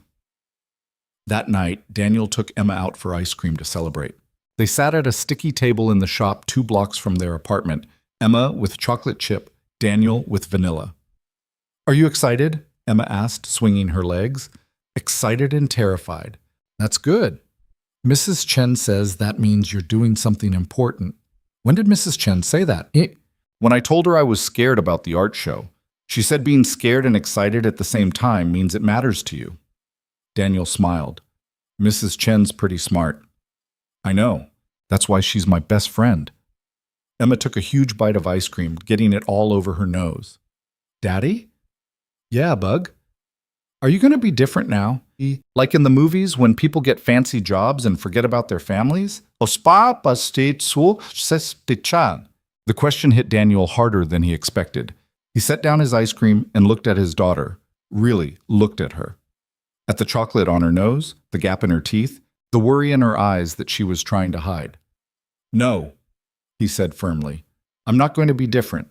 I'm still going to make you breakfast and help with homework and read you stories at bedtime. The only thing that's changing is where I work and how much money we have. Everything else stays the same. I promise. You really promise? Cross my heart. Emma seemed satisfied with that. She went back to her ice cream, humming one of her favorite songs. But Daniel sat there thinking about the promise he'd just made.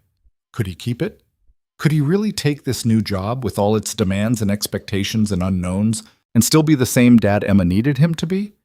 He had to. That wasn't negotiable. His first day at Haley Consolidated started at 8 in the morning on a Monday that felt too bright and too real. Daniel had bought 2 new suits, nothing fancy, but professional enough that he didn't look like he'd wandered in from a garage. He'd gotten a haircut. He'd even bought new shoes that didn't have oil stains. Emma had insisted on taking a picture of him before he left. You look like a movie star, she said, squinting at her tablet. I look like someone playing dress-up. Same thing. The office was in a newly renovated building downtown, all glass and steel and modern art that Daniel didn't understand. The lobby had a fountain, an actual fountain, with water and stones and tiny fish swimming around. Daniel gave his name to the receptionist, a young guy with perfectly styled hair who smiled like he'd been hired specifically for his smile. Mr. Carter, we've been expecting you. I'll let Victoria know you're here. Can I get you anything? Coffee? Water? I'm good, thanks. The receptionist made a quick call, then gestured to the elevator. 23rd floor. Victoria's office is straight ahead when you exit. The elevator was the kind with glass walls that let you watch the city shrink below you as you rose. Daniel's stomach lurched with each floor. By the time he reached 23, he was seriously considering just riding back down and walking out, but the doors opened and there was Victoria. She was dressed in a sharp gray suit, her hair pulled back, looking every inch the CEO worth billions. But when she saw Daniel, her face broke into a genuine smile. You came, she said. You sound surprised. I wasn't sure you wouldn't bolt at the last minute. She extended her hand. Welcome to Hale Consolidated, Daniel. Her handshake was firm, confident. Daniel tried to match it. Come on, Victoria said. Let me show you your office. The office was bigger than Daniel's entire apartment. Floor-to-ceiling windows overlooking the city, a massive desk made of some dark wood Daniel couldn't identify, shelves waiting to be filled, and a sitting area with a couch that probably cost more than his car. This is too much, Daniel said. This is standard for a director. Everyone at your level has a similar setup. Victoria walked to the window. I want you to feel like you belong here, Daniel, because you do. I wouldn't have hired you otherwise. I keep waiting for someone to figure out I have no idea what I'm doing. Nobody knows what they're doing when they start something new. The difference is whether you're willing to learn. Victoria checked her watch. I've got a meeting in 10 minutes, but Margaret is going to come get you and handle orientation. She'll introduce you to your team, show you around, get you set up with everything you need.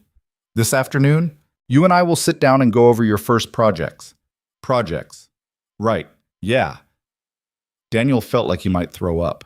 Victoria put a hand on his shoulder. Breathe. You're going to be fine. Better than fine. Trust me.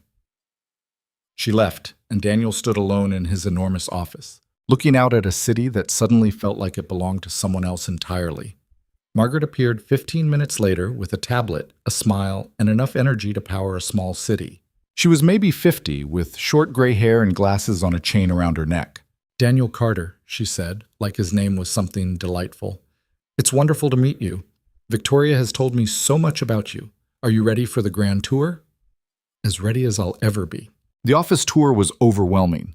Break rooms with coffee machines that probably cost more than Daniel made in a month at the auto shop. Conference rooms with technology Daniel didn't understand. A gym on the 19th floor? A daycare on the 3rd floor. Victoria hadn't been kidding about bringing Emma if needed. And then there was his team. Margaret led him to an open office area where 15 people were working at their desks. When Daniel walked in, they all looked up. Everyone, Margaret announced, this is Daniel Carter, your new director of operations. Daniel, this is your team. 15 faces stared at him. Some curious, some skeptical, some carefully neutral. Daniel recognized the look. These people had probably been expecting someone else. Someone with an MBA and a track record. Someone who looked like they belonged here. Instead, they got a mechanic in a cheap suit. A woman in her 30s stood up. She had dark hair and a bun and an expression that suggested she didn't suffer fools. I'm Rachel Kim, Senior Operations Manager. I've been running things while we waited for the position to be filled. In other words, she'd been expecting to get the job herself. Nice to meet you, Rachel, Daniel said. I'm looking forward to working with you. Likewise, Rachel's tone suggested otherwise. A younger guy with red hair and freckles raised his hand slightly. Jason Chen, I handle logistics. Just wanted to say welcome. Thanks, Jason. Others introduced themselves. Sarah. Marcus. Different Marcus, thankfully. David. Jennifer. Alicia. Names Daniel tried desperately to memorize and knew he'd forget within an hour. After the introductions, Margaret showed Daniel back to his office and left him with a stack of orientation materials roughly the size of a phone book. Read through these when you get a chance, she said cheerfully. Victoria will come get you around 2 for your meeting. If you need anything, my extension is 4012. Then she was gone, and Daniel was alone with a phone book's worth of company policies, benefits information, and operational procedures. He sat down at his massive desk, pulled out his phone, and texted Emma. Made it through the first hour. Only 7 more to go. She texted back immediately. You've got this, Daddy. Don't forget to eat lunch. Daniel smiled. 7 years old and already more responsible than he was. He spent the next few hours trying to make sense of the orientation materials. Some of it was standard, health insurance, vacation policy, expense reporting. But some of it was completely foreign, equity vesting schedules, investment review processes, quarterly board presentations. Daniel's phone buzzed with a calendar reminder at 1:45. Meeting with Victoria in 15 minutes. His stomach clenched. This was it. The moment where Victoria would lay out what she actually expected from him, and Daniel would have to either rise to it or admit he was in over his head. He straightened his tie, grabbed a notebook, and headed to Victoria's office. She was on the phone when he arrived, gesturing for him to sit. Her office was even bigger than his, with a view that stretched for miles. Photos on her desk showed what looked like family. An older couple who might be her parents, a dog, some friends at a beach somewhere. Victoria hung up and turned her full attention to Daniel. How was orientation? Informative, terrifying. Both. Both. That's accurate for most people's first day. She pulled out a folder. All right, let's talk about what you're actually going to be doing here. Your primary responsibility is overseeing the Midwest office's operations. That means managing your team, ensuring projects run smoothly, identifying inefficiencies, and building relationships with local businesses and potential investment opportunities. That's a lot of words that I mostly understand individually, but not together. Bombus, Victoria laughed. Fair. Let me break it down. Right now, we've got 3 active projects in this region. The first is a manufacturing company in Ohio that we're considering investing in. They make industrial components, and they're looking to expand. Your job is to do the due diligence. Visit the facility, meet with leadership, Assess whether they're actually as solid as they claim to be. How do I assess that, Dick? You look at how they treat their workers, how they maintain their equipment, whether their financials match what you see on the ground. You've spent 12 years in a shop, Daniel. You know what good operations look like and what corner cutting looks like. Trust that instinct. Daniel nodded slowly. Okay, I can do that. More papam. The second project is a tech startup here in the city. They've developed a supply chain management platform. Rachel's been handling the preliminary analysis, but I want you to take over. Work with her, learn from her, but ultimately you're the decision maker. Rachel doesn't seem thrilled about me being here. Rachel's brilliant, but she's also young and impatient. She thought she'd get this job, and honestly, she might have if you hadn't come along. But she'll come around once she sees you're not an idiot. Victoria said it matter-of-factly, like it was already decided. The third project is more exploratory. We're looking at the agricultural sector in this region. I want you to identify opportunities, innovative farming techniques, sustainable practices, companies that are doing something different. This one's yours to shape however you see fit. Daniel scribbled notes, his handwriting messier than he'd like. 3 projects. Due diligence. Trust his instinct. Don't be an idiot. Questions? Victoria asked. About 1 million, but I'll figure it out as I go. That's the right attitude. One more thing. I'm assigning you a mentor. Her name is Patricia Green. She's been with the company for 8 years, ran our West Coast operations before she semi-retired. She's agreed to work with you for the first 6 months, help you navigate the things you don't know. Thank you. That actually helps a lot. Victoria stood up, signaling the meeting was over. You're going to do great, Daniel. I have complete faith in you. I wish I had the same faith in myself. Give it time. It'll come. Daniel left Victoria's office with his notebook full of scribbled notes and his head full of doubts. But as he walked back to his own office, passing his team in their open workspace, he thought about what Emma had said. If you mess it up, at least you tried. He was trying. That was all he could do. The first week nearly killed him. Not literally, but close enough that Daniel found himself sitting in his car in the parking garage at 7 in the evening on Friday, too exhausted to drive home. His brain felt like someone had taken a blender to it. Investment memorandums, financial projections, market analyses. It was all a foreign language he was trying to learn while simultaneously pretending he already spoke it fluently.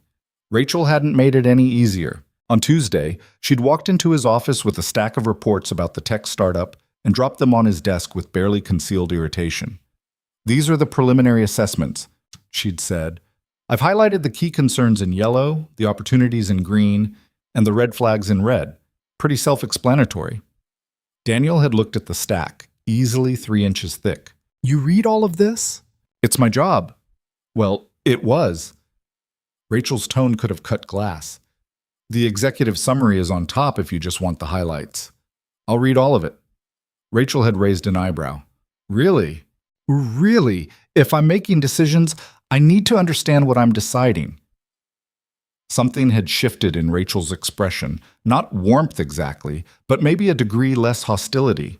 Most directors just skim the summary and sign off on whatever we recommend. I'm not most directors. No, Rachel had said slowly. I'm starting to see that. She'd left, and Daniel had spent the next 6 hours reading every word of those reports. Half of it went over his head. The other half he had to read 3 times before it started making sense. But by the end, he'd understood enough to have questions. Real questions, not the kind meant to sound smart. Wednesday, he'd met Patricia Green for the first time. She was in her early 60s, with silver hair she wore in a practical bob, and the kind of confidence that came from decades of knowing exactly what she was doing. She'd walked into his office, looked around, and said, "You haven't personalized it at all. That's either humility or imposter syndrome. Which is it?" "Probably both." Patricia had laughed. "Good answer. Victoria says you're sharp but inexperienced. I can work with that.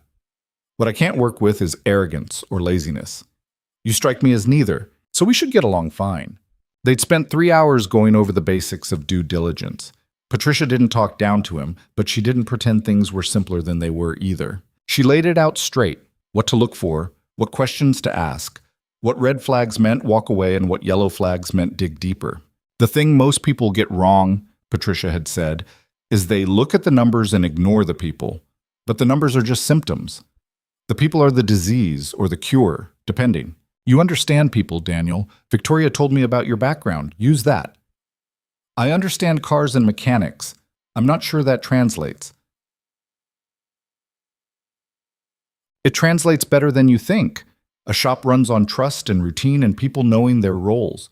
A business is the same thing, just bigger. The principles don't change. By Thursday, Daniel had been ready to visit the Ohio manufacturing company. Rachel had wanted to come along, partly to help, partly Daniel suspected to watch him crash and burn. He'd said yes to both. The drive to Cleveland had taken 4 hours. Rachel had spent the first hour in silence, working on her laptop. Around the second hour, she'd closed it and looked at him. Can I ask you something? Sure. Why did Victoria hire you? Daniel had kept his eyes on the road. She told you about the snowstorm? She told me you helped her once. She didn't give details. So Daniel had told her the whole story, the broken down car, the hypothermic college dropout, the coffee shop, the $5 he couldn't really afford. He'd left out the part about it being the last $5 because that felt like fishing for sympathy. Rachel had been quiet when he finished. Then she'd said, "That's it? You gave her a ride and some hot chocolate? That's it. And she's paying you $250,000 a year because of that." I think she's paying me because she believes I'll do the job well. The snowstorm just gave her a reason to take a chance on me. Rachel had stared out the window for a long moment. I worked my tail off for 6 years to get considered for director. I've got an MBA from Northwestern. I've run successful projects across 3 states. And Victoria hired someone with no degree, no experience, and no track record because he was nice to her 15 years ago. I'm sorry, Yek. Don't be sorry, be worth it. Rachel had turned back to him. That's all I ask. If you're going to have this job instead of me, be worth it. I'm trying. I know. That's the only reason I'm still here. The manufacturing facility had been exactly the kind of place Daniel understood. Concrete floors, the smell of metal and oil, workers in coveralls moving with practiced efficiency. The CEO, a man named Robert Chen, had given them the standard tour, showing off the new equipment, the organized workspace, the safety protocols. But Daniel had watched the workers instead, noticed how they moved, how they interacted with each other, whether they seemed stressed or comfortable. He'd asked to see the maintenance logs, the overtime records, the turnover rate. Robert had seemed surprised by the questions, but had provided the information. Afterward, in the parking lot, Rachel had looked at Daniel with something approaching respect. You actually knew what you were looking at in there. I've spent 12 years in shops. You learn to read a place. And the equipment is good, but they're running people too hard. Overtime's through the roof, and 3 of their best machinists have quit in the past 6 months. That's a culture problem, not an efficiency problem. Rachel had pulled out her tablet and started typing. I missed that. Pulled out. You were looking at the financial projections. I was looking at the people. Patricia said you'd do that. Patricia talks about me? She talks to Victoria, who talks to everyone. You're the hot gossip topic of the entire office, in case you didn't know. Daniel had groaned. Great. Could be worse. Could be Marcus Webb levels of gossip. What's Marcus Webb levels? Rachel had grinned. You didn't hear? Webb Industries lost their funding round. 3 different VC firms passed after what happened at your reunion went viral on LinkedIn. Someone filmed the whole thing on their phone. Cherish Montil. Daniel's stomach had dropped. Someone filmed it? Someone always films everything. You looked good, though. Very dignified. Webb looked like exactly what he is. A bully who finally got called out. Rachel had paused. I watched it 4 times. The part where you told him off was pretty satisfying. I didn't tell him off. I just told the truth. Same thing sometimes. Now, sitting in his car on Friday evening, Daniel replayed the week in his head. He'd survived. Barely, but he'd survived. And more than that, he'd actually contributed something. His assessment of the Ohio company had been solid. Patricia had said so. Even Rachel had admitted he'd caught something she'd missed. Maybe he could do this after all. His phone rang. Victoria. "You're still at the office," she said without preamble. "How do you know that?" Security alerts me when directors are here after 7. It's a safety thing. Go home, Daniel. I was just about to. Good. And take the weekend off. Actually off, not working from home off. I've got reports to review. "They'll still be there Monday. You've had a hell of a first week. Go be with your daughter. That's an order from your boss." Daniel smiled despite his exhaustion. "Yes, ma'am." And Daniel, you did well this week. Better than well. I heard about Cleveland. You're already proving me right about you. After they hung up, Daniel drove home. Emma was waiting at the window. She always waited at the window on Fridays, and burst out the door when she saw his car pull up. "Daddy!" She launched herself at him before he'd even fully gotten out. "You're late." "I know, Bug. I'm sorry. Mrs. Chen made dumplings again, but I saved you some. They're probably cold now, though." Cold dumplings are still good dumplings. They went inside and Daniel microwaved his dinner while Emma talked nonstop about her week. Madison had apologized for being mean. They were friends now. There was going to be a field trip to the Science Museum. She'd gotten 100 on her spelling test. Normal kid things. Normal life. Exactly what Daniel needed after a week of feeling like he was drowning. Later, after Emma was in bed, Mrs. Chen came up with tea. "You look tired," she said, settling into the worn armchair. "I am tired, but it's a good tired, I think." "The job is going well." "I have no idea. I think so? Maybe." Daniel laughed. "I honestly can't tell if I'm doing okay or if everyone's just being polite while they wait for me to fail." "You're doing more than okay. Emma says you leave early and come home late, but you still help with her homework every night. That's not someone who's failing. That's just being a dad." "That's being a good dad. There's a difference." Mrs. Chen sipped her tea. "You know what I think?" "What?" "I think you're scared because this is going well. You're so used to things being hard that success feels wrong, like you're waiting for the other shoe to drop." Daniel started to argue, then stopped. She was right. Every good thing that had happened in the past 2 weeks felt temporary, fragile, like it could disappear any second. "How do I stop feeling that way?" he asked. "You don't. You just keep showing up anyway." The next morning, Saturday, Daniel woke up to find Emma already dressed and eating cereal at the kitchen table. "We're going somewhere today," she announced. "Oh, really? Where?" "It's a surprise. Mrs. Chen is coming too." Daniel looked at Mrs. Chen, who was innocently drinking her coffee and pretending not to hear. "What kind of surprise?" "The good kind. Get dressed. Wear jeans. Us." An hour later, they were at an animal shelter. Emma had apparently been planning this for weeks with Mrs. Chen's help. "You're always sad when you come home," Emma explained as they walked past rows of kennels. "And dogs make people not sad." Mrs. Chen read it on the internet. "Bug, we can't afford a dog. They're expensive. We can now. You make more money. That's not how it works." But Emma wasn't listening. She'd stopped in front of a kennel containing the scruffiest, ugliest dog Daniel had ever seen. It was maybe 30 pounds, with wiry brown fur that stuck up in all directions, one ear that flopped, and one that stood straight up, and eyes that looked simultaneously hopeful and resigned. "This one," Emma said. "His name is Bones, and he's been here for 8 months, and nobody wants him because he's weird-looking." Daniel looked at the dog. The dog looked back at him with those sad eyes. "Emma, please, Daddy. He's just like us.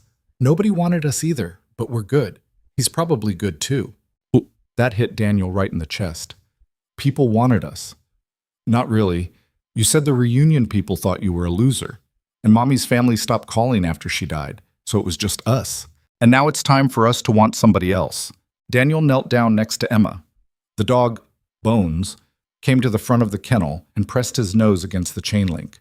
"This is a big responsibility, Daniel said. "Dogs need food and vet visits and attention. Are you ready for that?" "Wait." "Are you?" Smart kid. Too smart. The shelter volunteer, a college-age girl with purple hair, appeared beside them. Bones is a great dog, super friendly, house-trained, good with kids. He's a mixed breed. We think maybe terrier and schnauzer and possibly some kind of hound. He just has a face only a mother could love. I love his face, Emma said firmly. The volunteer smiled. Then he might be perfect for you. Want to meet him in the interaction room? 20 minutes later, Daniel was filling out adoption papers while Bones sat in Emma's lap, his tail wagging so hard his whole back end shook. I can't believe I'm doing this, Daniel muttered. Believe it, Mrs. Chen said. This dog needs you. You need this dog. Emma needs this dog. It's perfect. It wasn't perfect. Perfect would be not adding another expense to their budget. But watching Emma's face as she hugged Bones, Daniel couldn't bring himself to care about perfect. They stopped at a pet store on the way home, another expense, and bought food, bowls, a leash, a bed, and toys that Bones immediately destroyed. By evening, the apartment was covered in dog hair and chew marks, and Daniel couldn't remember the last time he'd seen Emma this happy.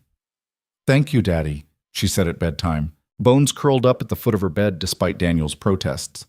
"This is the best day ever." "You're welcome, Bug. See? Good things happen when you're brave." She fell asleep within minutes, one hand resting on Bones's scruffy head. Daniel stood in the doorway watching them, this weird little family he'd somehow built from nothing. Monday arrived too fast. Daniel got to the office at 7:30, caffeinated and determined to tackle the tech startup analysis. Rachel was already there, which didn't surprise him. "You're early," she said. "So are you." "Ooh, I'm always early. You're new." She held up a coffee cup. "I brought you coffee. Consider it a peace offering." Daniel took the cup suspiciously. "What's the occasion?" "I talked to Patricia over the weekend. She said you're asking the right questions, which means you're learning. And she said you caught the culture issue in Cleveland, which means you're paying attention." Rachel sat down across from his desk. "I was wrong about you. Not completely wrong, you do have a lot to learn, but wrong enough that I owe you an apology." "You don't owe me anything." "Yeah, I do. I've been making this harder than it needs to be because I was bitter. That's not fair to you or the team or the company." Rachel paused. "So, truce?" Daniel extended his hand. "Truce." They shook on it, and something shifted in the office dynamic after that. Rachel started actually collaborating instead of just grudgingly complying. She explained things without the edge of condescension. She even laughed at one of Daniel's terrible jokes during a team meeting on Wednesday. The tech startup analysis took most of the week. Daniel read every document, attended demos of the software platform, interviewed the founders and their key employees. By Friday, he had enough information to make a recommendation. He scheduled a meeting with Victoria for Friday afternoon. She listened while he walked through his analysis. The technology was solid. The market opportunity was real. But the founders had no operational experience, no clear plan for scaling, and a tendency to overpromise and underdeliver. "My recommendation is to pass," Daniel said. "Or if we do invest, it needs to be contingent on them bringing in experienced leadership. The founders are brilliant engineers, but they're not business people. Someone needs to be the adult in the room." "Get Bostol." Victoria leaned back in her chair, studying him.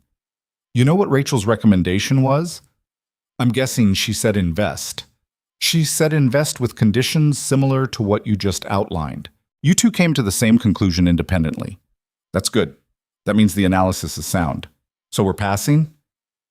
"We're passing. I'll have legal draft the declination letter." Victoria smiled. "You just saved the company from a potentially expensive mistake. How does that feel?" "He bought Bonkan Barty." "Terrifying. What if I'm wrong?" "Then we miss an opportunity.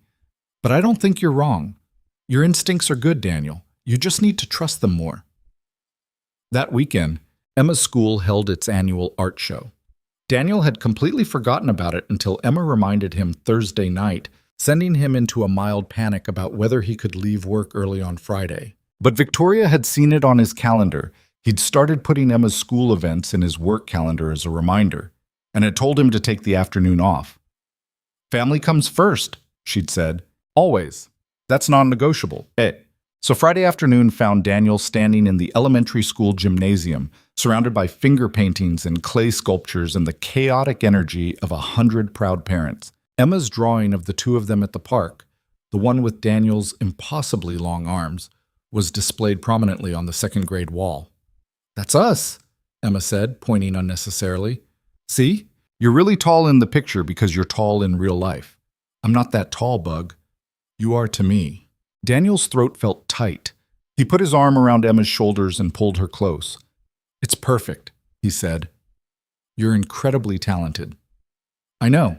Mrs. Patterson said so too." They were looking at another student's sculpture, something that might have been a dinosaur or possibly a table. It was hard to tell, when Daniel heard a familiar voice behind him. Daniel Carter, Small World. He turned to find Marcus Webb standing there in jeans and a polo shirt, looking significantly less polished than he had at the reunion. A boy about Emma's age stood next to him, holding his hand. "Marcus?" Daniel kept his voice neutral. "What are you doing here?" "My nephew's in second grade. I promised my sister I'd come to the art show." "Us." Marcus looked uncomfortable. "I didn't know you had a kid here." "Emma, second grade, this is her drawing." Daniel gestured at the picture. Marcus looked at it, and something complicated crossed his face. "It's good, really good. Thanks." They stood in awkward silence. Marcus's nephew wandered off to find his friends, leaving the two men alone in the middle of the gymnasium chaos. "Look," Marcus said finally, "about the reunion. That was out of line. All of it. I was trying to make myself look good by making you look bad, and that was wrong." Daniel hadn't expected an apology, wasn't sure he wanted one. Why? Why was it wrong? Or why did I do it? Both. Marcus rubbed the back of his neck. "It was wrong because you didn't deserve it. You never did anything to me, not in high school, not after. I was just insecure and cruel, and I took it out on you because you were an easy target." He paused. "As for why I did it, I guess I wanted to prove I'd won, that the hierarchy from high school was the right one. That I deserved to be where I am, and you deserved to be where you were. And now I realize how pathetic that sounds, and how wrong I was about pretty much everything." Marcus looked directly at Daniel. "I heard you're working for Hale Consolidated now, director position. That's impressive. It's a good opportunity." It's more than that. Victoria Hale doesn't hire people on a whim. If she gave you that job, it's because she believes you're the best person for it." Marcus's voice dropped. "I also heard she pulled our funding because of what I did at the reunion. That's on me. I don't blame you for it. I didn't ask her to do that." "Boys." "I know. But she did it anyway, because that's what happens when you treat people like garbage. Eventually it comes back around." Marcus extended his hand. "I'm not asking for forgiveness. I don't deserve it. But I am sorry for all of it. High school, the reunion, everything." We'll say. Daniel looked at Marcus's outstretched hand. Part of him wanted to walk away, to let Marcus feel the weight of his apology being rejected. But Emma's words echoed in his head. Good things happen when you're brave. And maybe forgiveness was its own kind of bravery. He shook Marcus's hand. "Apology accepted." "Really? Really? Holding on to anger takes too much energy, and I've got better things to spend it on." Marcus nodded slowly. "You always were a better person than me. I just wasn't smart enough to see it." They talked for a few more minutes. Awkward but genuine conversation about their kids, their work, their lives. When Marcus's nephew returned and dragged him away to see his art project, Daniel felt something loosen in his chest. He'd spent 15 years carrying the weight of high school around with him. Maybe it was time to set it down. Emma appeared at his elbow. "Who was that?" "Someone from a long time ago." "Was he nice?" Daniel thought about it. "He's trying to be. That's what matters." The following week brought new challenges. The agricultural project Victoria had assigned him was proving harder than expected. Daniel spent hours researching farming techniques, sustainable practices, and agritech companies. Most of it was completely outside his wheelhouse. Patricia found him in his office late Thursday afternoon, surrounded by reports and looking defeated. "You're overthinking it," she said. "I don't know anything about agriculture. You don't need to know everything. You need to know enough to ask good questions and recognize good answers." Patricia sat down. "What's the core problem you're trying to solve?" "Finding investment opportunities in sustainable farming." "Wrong. That's the task. What's the problem?" Daniel thought about it. Small farmers are getting squeezed out by corporate operations. They can't compete on scale, so they need to compete on quality or innovation. But they don't have the capital to invest in the technology that would let them do that. "There it is. Now you're thinking like a director." Patricia smiled. "You don't need to understand the science of crop rotation. You need to understand the human problem. People who want to do good work but don't have the resources. That's something you understand very well." She was right. And once Daniel shifted his thinking that way, the project started making sense. He began identifying small, innovative farms doing interesting things with limited resources. Places that reminded him of Martinez Auto Repair, scrappy, efficient, run by people who cared more about the work than the profit. By the end of the month, he had a list of potential investments. Victoria approved 3 of them immediately. "This is exactly what I was hoping you'd find," she said. "These are companies that bigger firms would overlook because they're not flashy or high-tech, but they're solid, they're sustainable, and they're going to change their industry from the ground up." "I just looked for places that reminded me of where I came from," Daniel admitted. "That's why it works. You see what others miss." 3 months into the job, Daniel finally felt like he knew what he was doing. Not completely. There were still moments of panic and confusion, but enough that he stopped waiting for someone to realize he didn't belong there. His team had come together in unexpected ways. Rachel had become something close to a friend, or at least a trusted colleague. Jason had started coming to Daniel with questions about process improvement, saying Daniel explained things in a way that made sense. Even the skeptics had started to come around. Emma had adjusted too. She loved having more money for school supplies and activities, loved that they could afford to get Bones properly groomed, though he still looked ridiculous afterward. Loved telling her friends that her dad worked in a big office with a fountain. Must sense. But the best part, the part Daniel hadn't expected, was that the job had given him something beyond financial stability. It had given him confidence. Not the fake kind he'd been trying to project, but real confidence built on actual accomplishments. He'd made good decisions. He'd caught mistakes before they became expensive.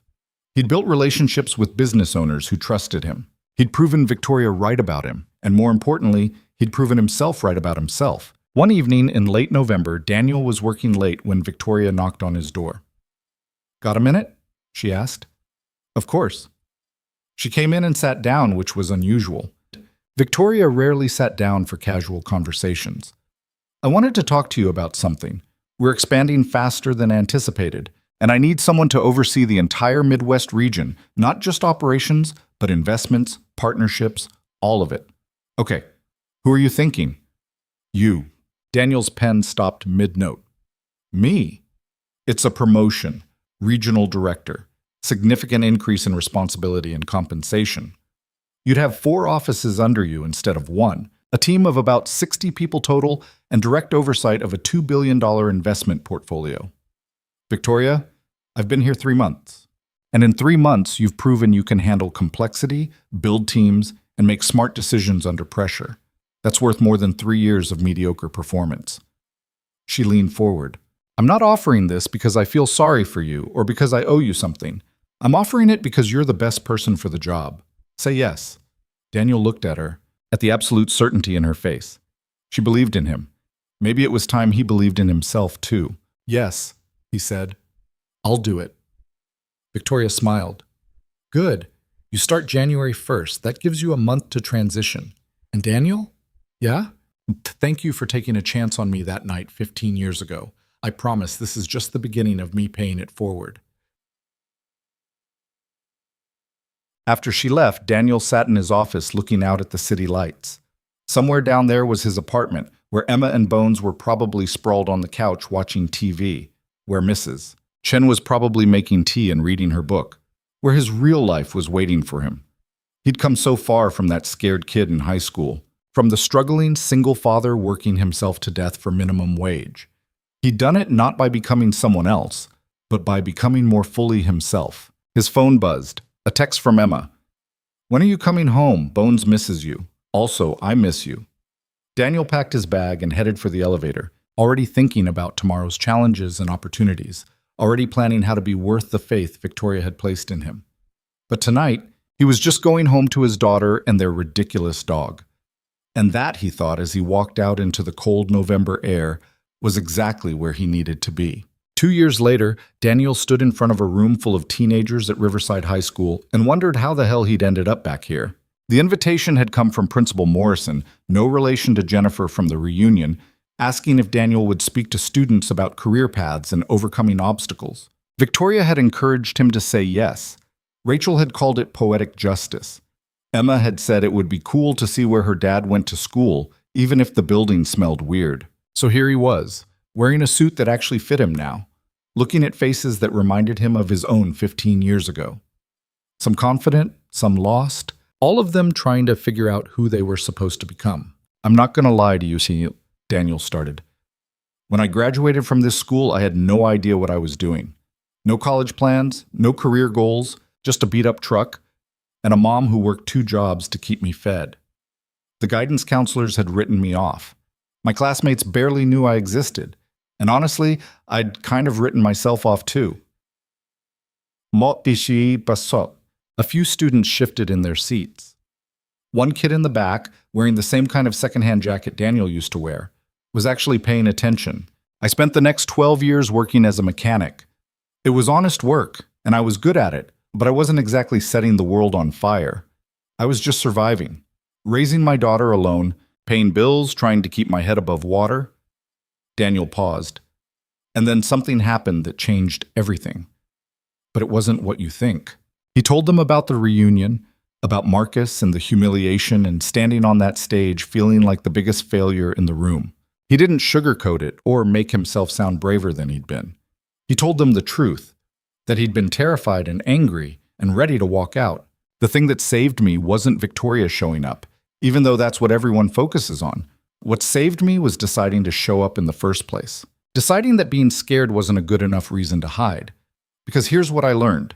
Success isn't about never failing or never being afraid. It's about what you do when you're in the middle of failing and afraid." The kid in the back was leaning forward now. A girl in the front row was taking notes. "Victoria offered me a job that night, and yeah, that was incredible, life-changing. But you know what the hard part was? Actually taking it, actually believing I deserved it, actually showing up every day to an office where I was the least qualified person in the room and choosing to learn instead of quit. Daniel looked around the room, making eye contact with as many students as he could. "Some of you are going to leave here and go straight to college and climb ladders and check all the boxes society says you're supposed to check. That's great. But some of you are going to take weird paths. You're going to struggle and fail and wonder if you made the wrong choices. And I'm here to tell you that those weird paths matter just as much, maybe more." He spent the next 20 minutes answering questions. What did a regional director actually do? How did he go from knowing nothing to running a division?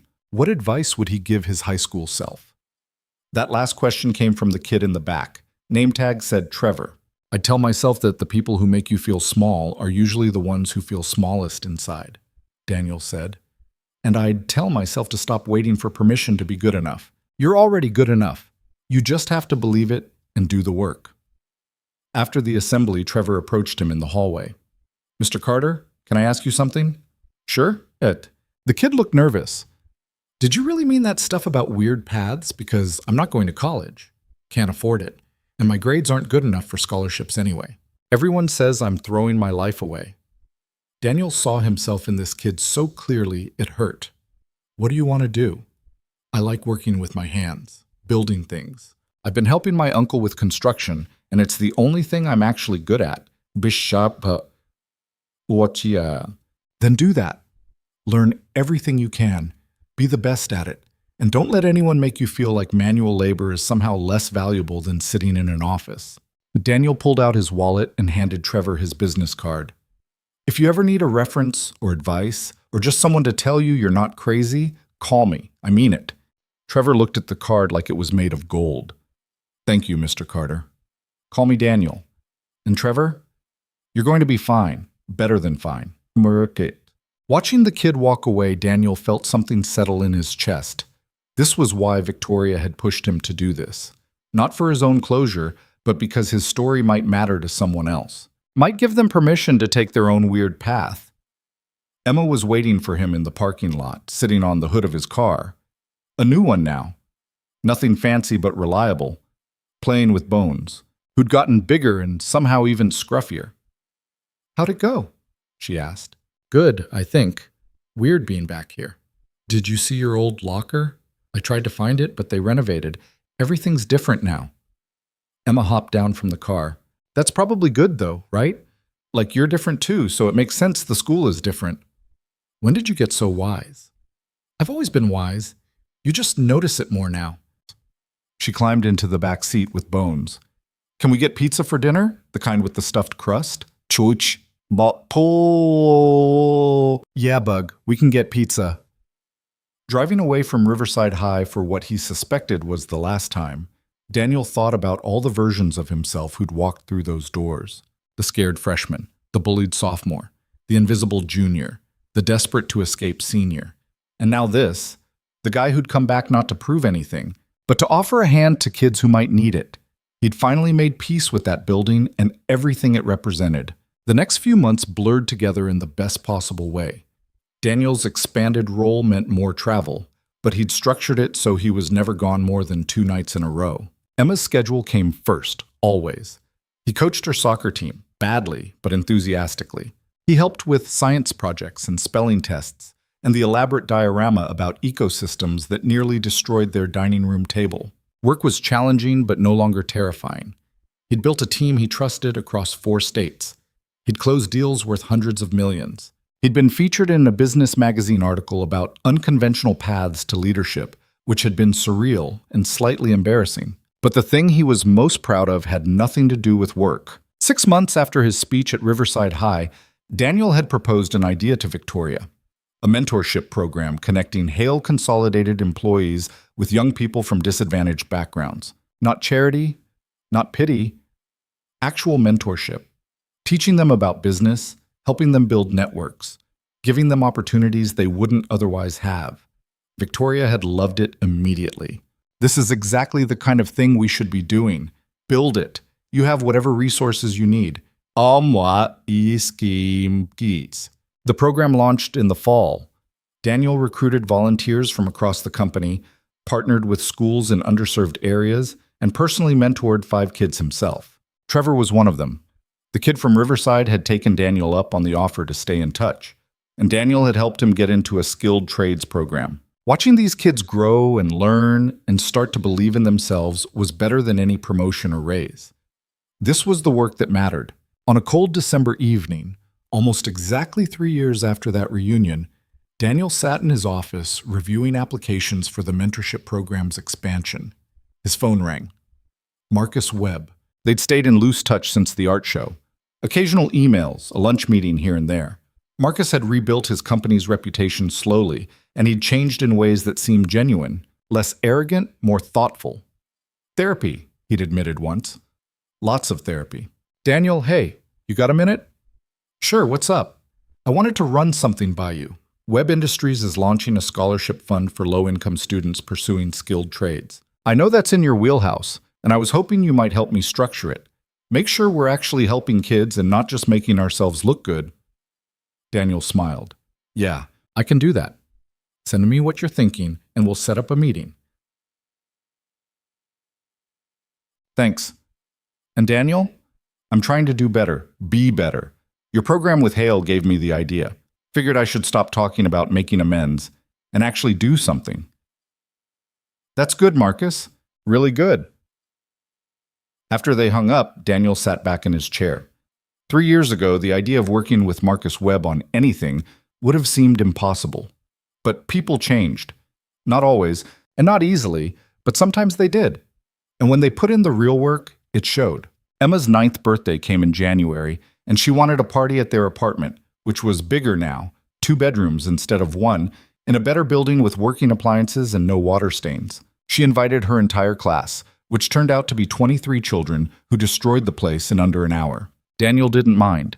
He stood in his kitchen watching Emma laugh with her friends, bones weaving between small legs trying to steal dropped cake, and felt something close to contentment. "You look happy," Mrs. Chen said, appearing beside him with a plate of cookies she'd brought. "I am happy. You've come a long way, Daniel. We've come a long way. I couldn't have done any of this without you." Mrs. Chen patted his arm. "You would have found a way. You always do. But I'm glad I got to be part of it." That night, after the last parent had collected their sugar-high child and Emma had crashed hard on the couch, Daniel cleaned up the wreckage of the party. Paper plates, deflated balloons, mysterious sticky spots on every surface. Normal family chaos. His phone buzzed. Victoria. "Board meeting next week. They want to hear about the mentorship program expansion. You'll present." Non-negotiable. Daniel's stomach clenched instinctively, then relaxed. A year ago, the idea of presenting to Hale Consolidated's board of directors would have sent him into panic. Now, it was just part of the job. Nerve-wracking, sure, but manageable. "I'll be ready," he typed back. The board presentation went well. Daniel had learned to translate his ideas into the language these people spoke. Return on investment, long-term value creation, brand differentiation. But he'd also learned to keep the human element front and center, to remind them that behind every metric was a person whose life could be changed. "This isn't just good PR," he told the 12 people around the polished conference table. "This is good business. The kids in this program are learning skills and building loyalty to our company.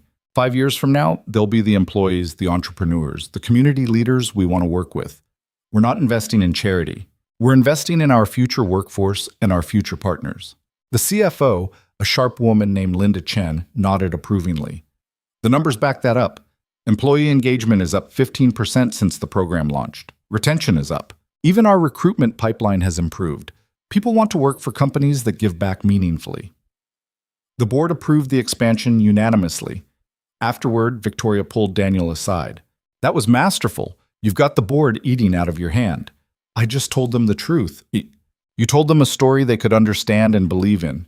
That's a skill not everyone has." Victoria paused. "I'm putting you forward for VP consideration. Executive committee wants to meet you next month." Daniel's heart jumped. "Victoria, I don't know if I'm ready for—" "Stop. You're ready. You've been ready for months. I'm not asking if you want it. I'm telling you it's happening. Get comfortable with it." Vice President. 2 years ago, he'd been afraid to take a director role. Now he was being considered for the executive team. Emma's reaction when he told her was characteristically Emma. "Does that mean more money?" "Probably, yeah." "Cool. Can we get a bigger place with a yard for Bones?" "Maybe. Is that important to you?" Emma shrugged. "I like our apartment, but Bones would like a yard. He's always trying to chase squirrels at the park." "I'll think about it." "That's adult speak for yes." Daniel laughed. "When did you get so good at reading me?" "I've always been good at it. You just keep forgetting." They moved into a small house that spring. Nothing extravagant, but theirs. 3 bedrooms, a fenced backyard, a garage where Daniel kept his tools even though he rarely used them anymore. Emma got to paint her room purple. Bones got his yard and immediately dug holes in all of Mrs. Chen's carefully planted flower beds. Mrs. Chen had moved into the guest house out back. She'd tried to refuse, saying she couldn't afford it, but Daniel had insisted. She was family. Family didn't get left behind. The VP promotion came through in June. Daniel's first act was to promote Rachel to regional director, taking over his old position. "You earned this a long time ago," he told her. "I'm just making it official." Rachel had tears in her eyes. "Thank you for not being an asshole about being my boss. I know I didn't make it easy at first. You made me better. That's what good colleagues do." His second act was to expand the mentorship program to 10 more cities. His third was to establish a fund for employees facing financial hardship. Medical bills, housing emergencies, things that could destroy someone's life the way they'd almost destroyed his. I know what it's like to choose between rent and groceries, he told the executive committee. None of our employees should have to make that choice. We can afford to help them. The fun passed unanimously. One evening in late summer, Daniel found himself at a company event, a fundraiser for the mentorship program. The ballroom was full of donors and executives and local business leaders. Daniel worked the room with an ease that would have shocked his younger self, shaking hands and making small talk and representing the company with confidence. He was mid-conversation with a potential donor when he saw someone familiar across the room, Sarah Brennan, the girl who'd once told him his jeans looked like they came from a homeless shelter. She was older now, polished, talking to a group of women near the bar. Daniel excused himself from the conversation and made his way over. "Sarah?" She turned, and recognition flashed across her face. "Daniel Carter. Wow. I heard you were working here, but seeing you in person is different. It's good to see you." "Is it?" Sarah smiled, but it was edged with something that might have been shame. "I wasn't particularly nice to you in high school. Most people weren't. That's not an excuse. I was cruel because it was easy, and because everyone else was doing it. That doesn't make it right." She paused. "I'm sorry. I should have said that years ago at the reunion, but I didn't have the guts." "I appreciate you saying it now." They talked for a few minutes, surface conversation about work and life and how strange it was that they'd ended up in the same room again. Sarah had become a lawyer, married, divorced, started over. She seemed genuinely interested in the mentorship program. "I'd like to donate," she said, "and if you need volunteers, I could help with legal education, teaching kids about contracts and rights and how to protect themselves." "I think I owe that, in a way." "So, you don't owe anything, but if you want to help, we'd love to have you." After Sarah walked away, Daniel stood there thinking about forgiveness and second chances and how people carried their regrets. He'd let go of his anger at her years ago, but seeing her apologize still meant something. Meant that growth was possible for everyone, not just him. Emma turned 10. Trevor graduated from his trades program and got hired by a major construction company. Marcus Webb's scholarship fund helped 23 kids in its first year. Daniel's mentorship program expanded to 30 cities. Life wasn't perfect.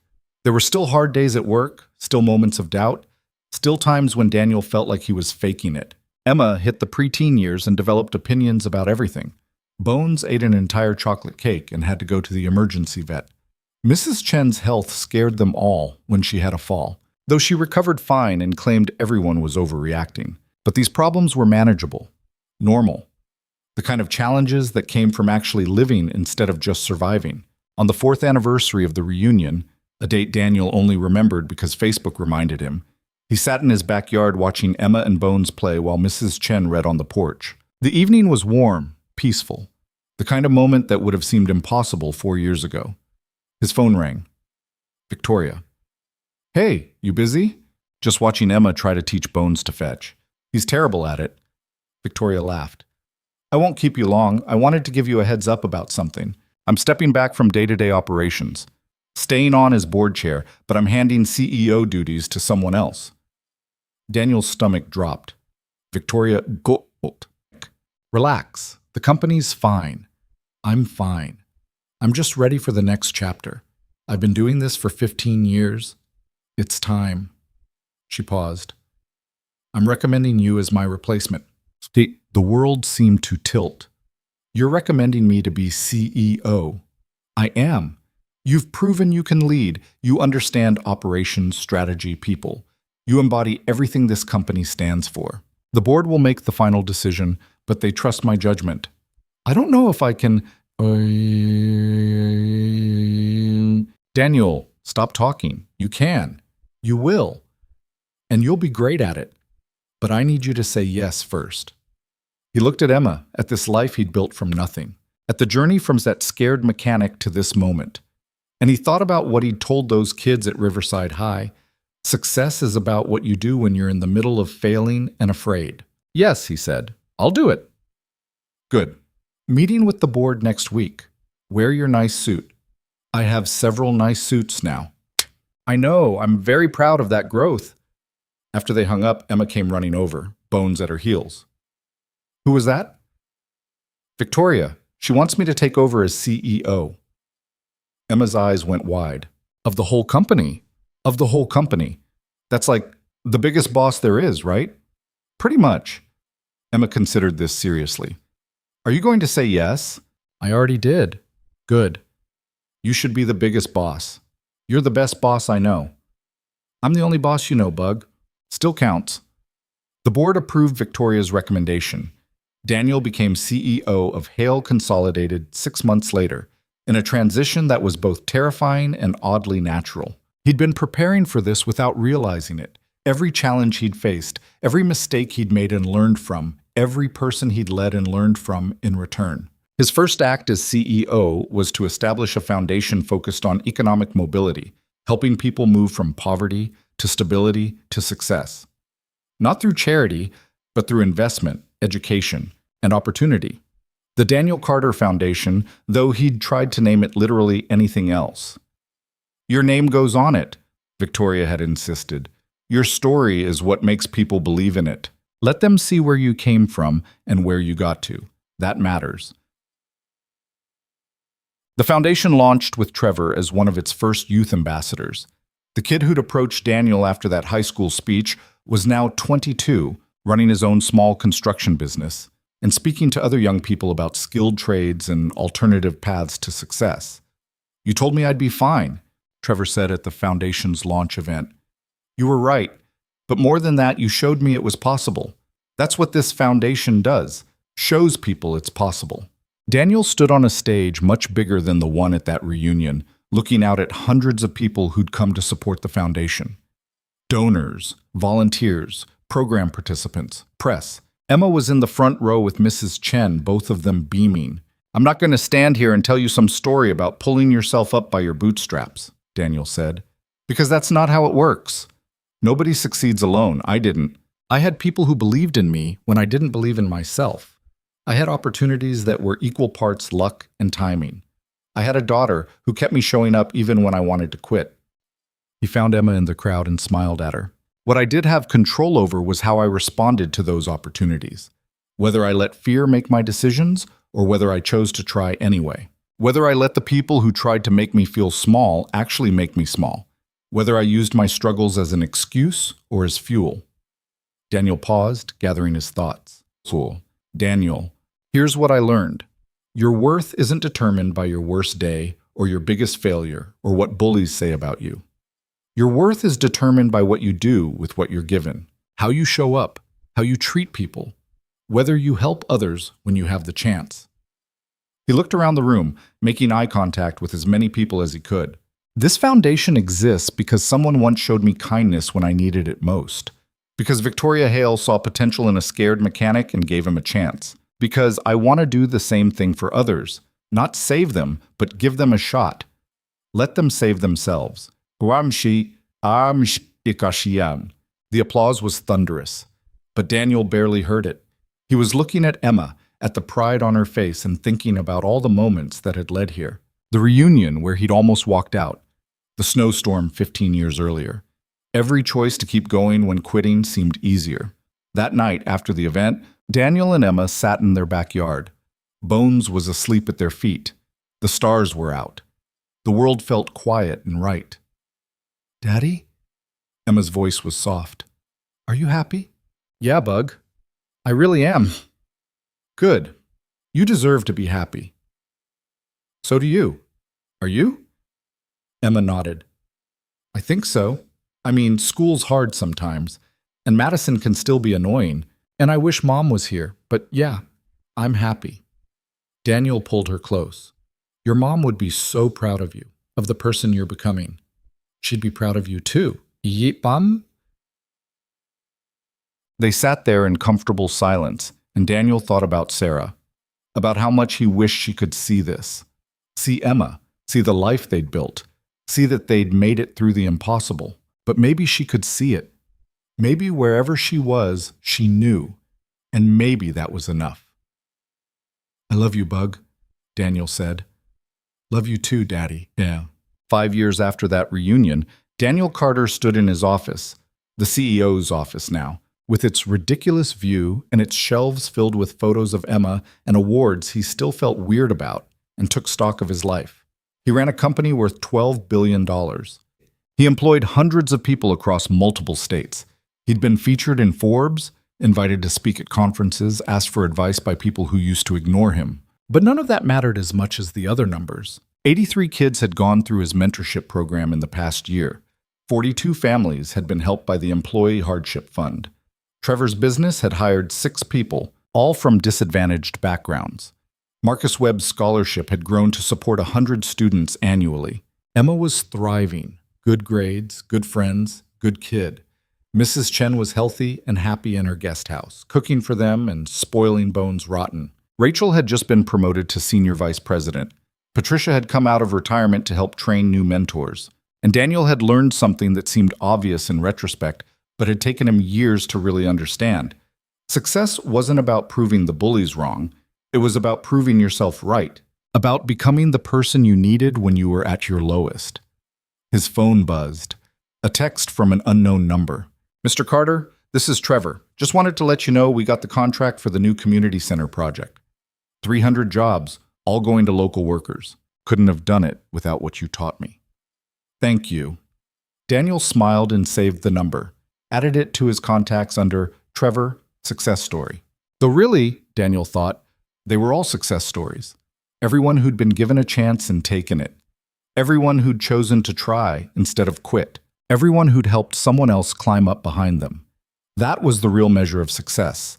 Not the title or the money or the recognition, but the chain reaction of hope you started when you reached back to pull someone else forward. Emma texted, "Done with homework. Can we watch a movie tonight? The one with the dragon." "Sure, Bug. I'll be home in an hour." Daniel packed up his desk, turned off his office lights, and headed for the elevator. Tomorrow he'd come back and be the CEO, make big decisions, lead meetings, shape strategy. But tonight, he was just Emma's dad, and that was the role he was most proud of. Walking out of the building into the evening air, Daniel thought about that version of himself standing in Marcus Webb's trap 4 years ago. The guy who'd almost walked out, almost given up, almost let fear win. He wished he could go back and tell that guy it was all going to be okay. Better than okay. But maybe that guy already knew. Maybe showing up at all had been the first step toward believing he deserved better. Daniel drove home through familiar streets, past the old apartment building where he and Emma had lived in that cramped one-bedroom, past Martinez Auto Repair where Carlos still worked and still texted Daniel occasionally to say he was proud, past Riverside High where new kids were figuring out who they wanted to become. The house was lit up when he pulled into the driveway. He could see Emma through the window, dancing with Bones. Mrs. Chen in the kitchen, probably making tea. His family, his home, his life. It wasn't perfect. It was messy and complicated and full of challenges he still didn't always know how to handle. But it was his, built from nothing but showing up and trying and refusing to let other people's opinions determine his worth. And that, Daniel thought as he walked through his front door to the sound of Emma's laughter, was the greatest success of all.